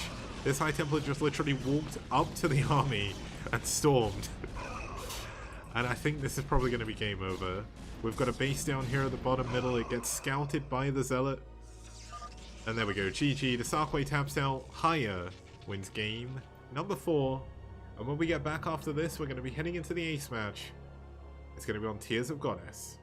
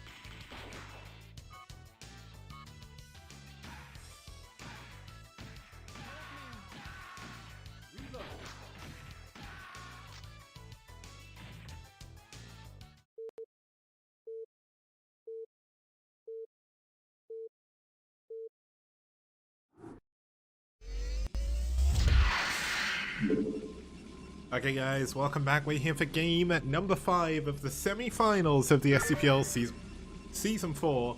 We are going to be here, starting us off in the bottom right hand corner in the blue, fighting for Wico. He just won his previous game and kept his team's dreams alive in the series.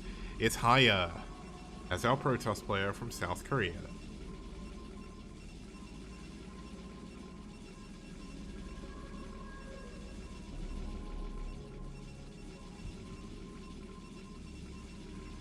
And his opponent spawning down here in the bottom left, it's the Peruvian powerhouse. He won up against 973, which gave NaS the lead in the series to begin with. It's Terra fighting for NaS. So we've got a TVP as the ace match. Kind of excited for me. I was kind of worried we'd get another PvZ, but that's how it goes. I kind of thought Eon might come out again, but he didn't actually come out this time. He did win the ace match for them against IRK, so a little bit surprised he didn't come out actually, but I guess he may have been busy, you know.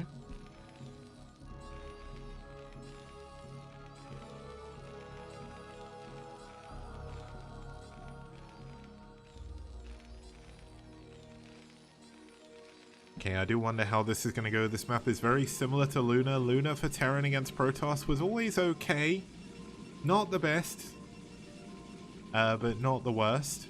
Obviously, this is a kind of more modern version of Luna. The third has a gas, which is more beneficial to Terran than it is for Protoss in TVP at the very least. But the map is quite choked up in the middle because it is similar to Luna, so that should, for the most part, allow Terra to be able to sit on 3 bases quite easily.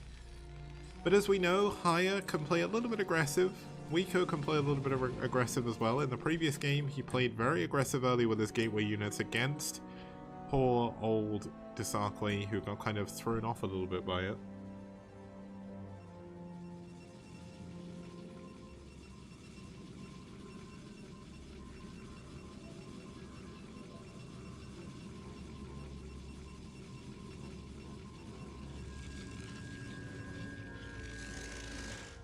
H3 Phil in chat saying I'm usually Protoss biased, but in this case I'll make an exception even though Peruvian Protoss should be an alliteration that pleases kicks. After playing for like 5 years on IC Cup, Peruvian Protoss is not something that makes me happy. Ever. Never hearing that phrase makes me happy.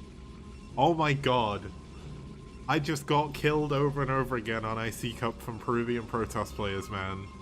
But TVP is still my favorite matchup, so I don't know. Maybe I'm a masochist, or I'm not sure. But here we go. Haya. He's gonna proxy a robo most likely. Could have some Peruvian gates coming in, as Steelix says. I will never. Okay, there's one game that I casted that I will never forget. It was on Fighting Spirit. The player was La Abuela, I don't know how to say his name properly, because I can't speak Spanish. He built 4 pylons in the map, proxied buildings at all of them. I think if I remember rightly, I said that he went full Peru that game, and that's what it felt like.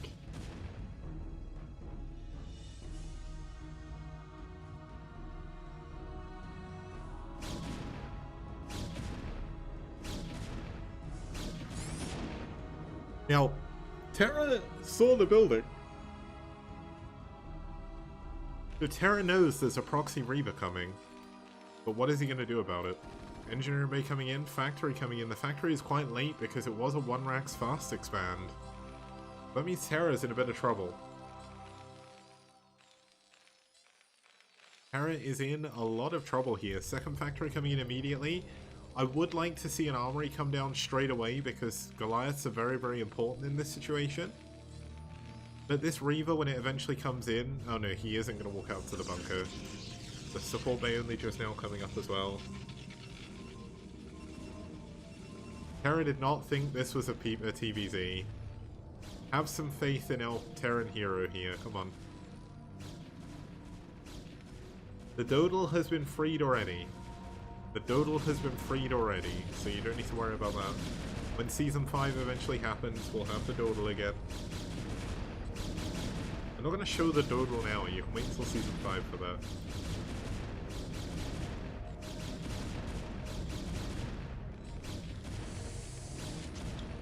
It's free now, but now it needs to be shown. I literally showed it off before. Oh, here we go. 2 Dragoons flying in here. There's actually no units in the main base to defend. The turrets are in a great position, but they're not going to survive. Against the constant pressure, the first tank is about to come out, but this is 2 Dragoons already. They are going to be killed, but you can already see that he's forced to try and defend the... okay, this is a really good move. He's going to block the Dragoons in, and then he's going to heal the turret, and then obviously kill the Dragoon. He did it. That was weird. How did they still have vision? Okay, that doesn't matter. Okay, so far so good for Terra. Definitely not the worst that could have gone. He's even on workers. His base was his base is a lot faster, so he's going to pull ahead as long as he doesn't take too much damage to the Reaver. And now the Reaver is going to be coming in to the front of the base here. Going to drop out to try and attack the bunker. Siege mode is not yet complete. Oh, he needs to keep the tanks alive. No, he can't lose the tanks. He loses one of them. He's going to lose the second one as well. The SCVs are not helping. Oh, this could be absolutely devastating here for Terra. Terra going to fall back to his main base. And there we go.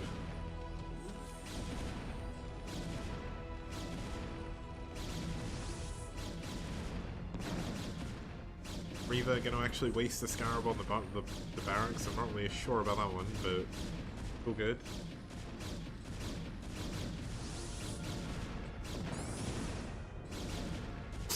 Just what someone asked in chat what the origin of the term bulldog was, and LML just said a dog. Oh my god, why did that make me laugh?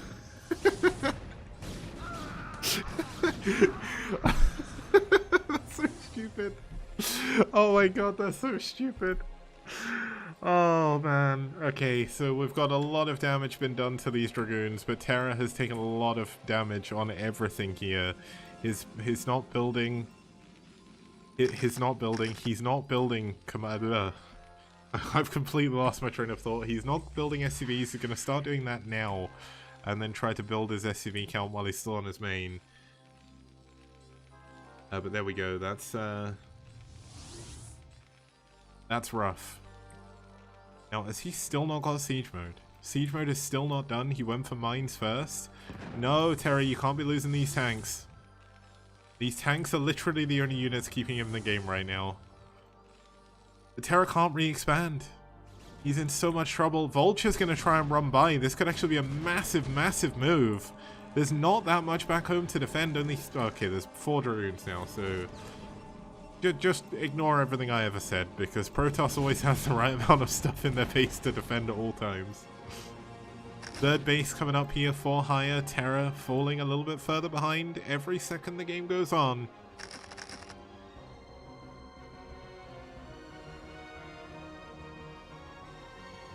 Now siege mode is finally done. The Dragoons coming in. Tanks. High ground. High ground helping these tanks immensely right now. The luck. The volleys. Oh my goodness. He's going to secure his natural again. And he actually had the perfect defense at the end.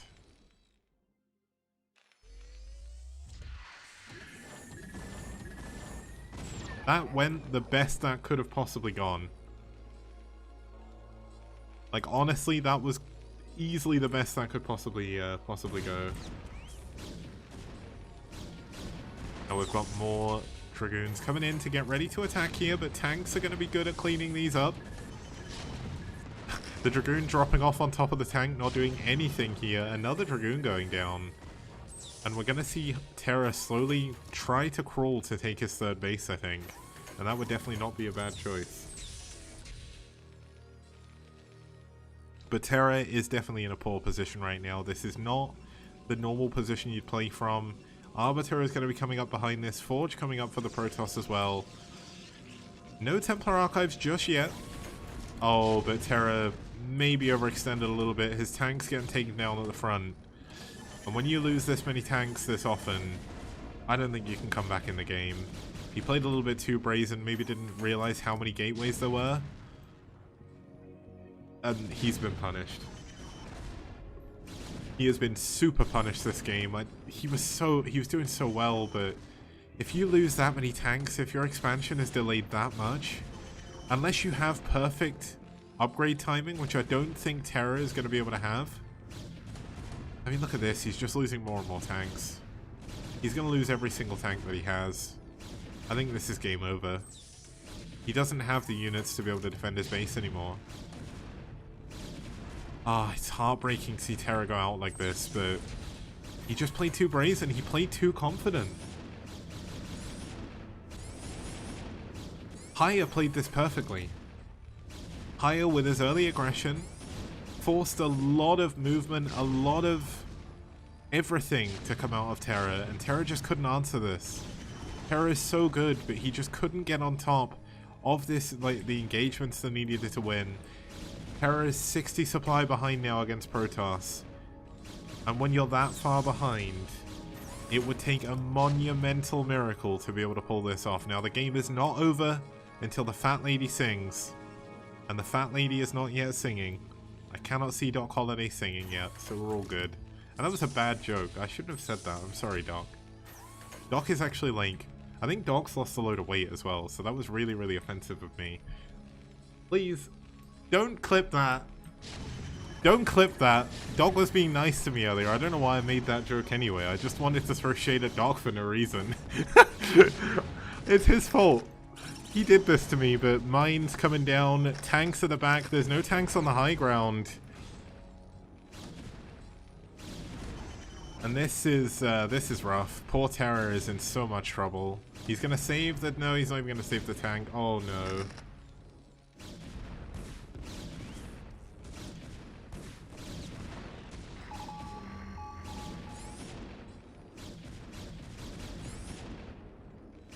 Yeah, this is game over. The scales of victory have tipped too far in Haya's favor. Terra down to 30 supply. He doesn't want to give up. He wants to take NaS to the final, but unfortunately that is not something he's going to be doing here today.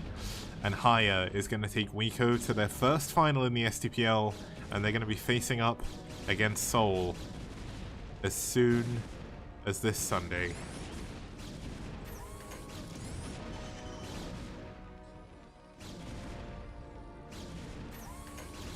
It's called a Gundam Rush because the player that first did it was called Gundam.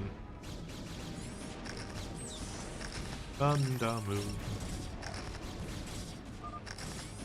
There we go. GG, Terra taps out, Haya wins game number 5 and wins the series for Wico 3-2.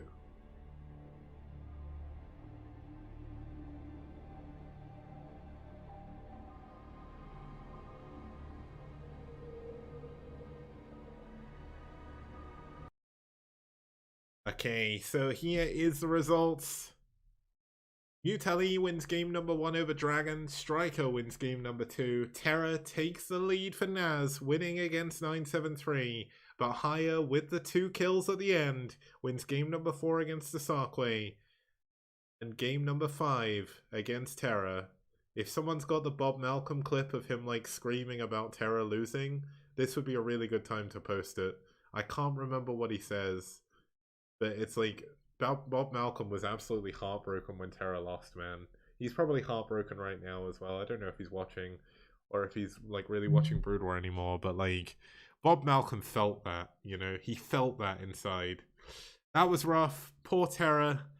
He did so well, but it just wasn't good enough. He overextended and got very, very heavily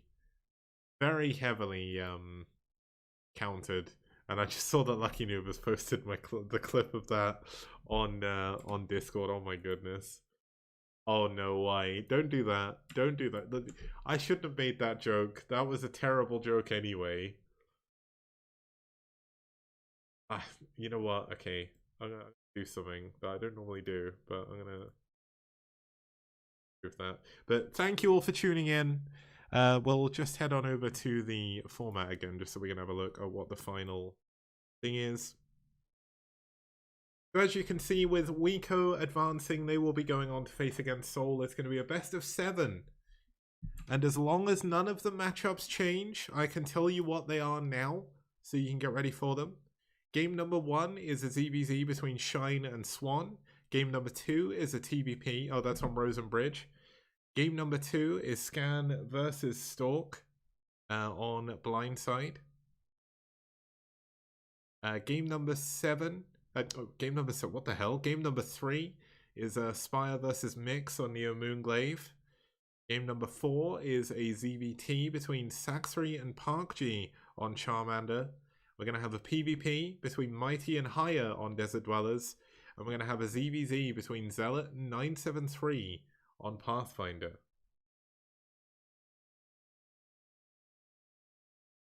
And Steelix, you don't need to do that if you don't want to, man. Don't feel forced to give a load of money. But I will turn on the donation stuff for the final. Just in case. But please do not feel pressured to give like $200. Like if you do, that's insane. But please do not feel like you need to do it. I wouldn't expect that from anyone. That's a lot of money. You've donated a ton already as well. So obviously I'd be thankful, but don't overdo it, man. Okay, Steelix saying he feels like he has too much money.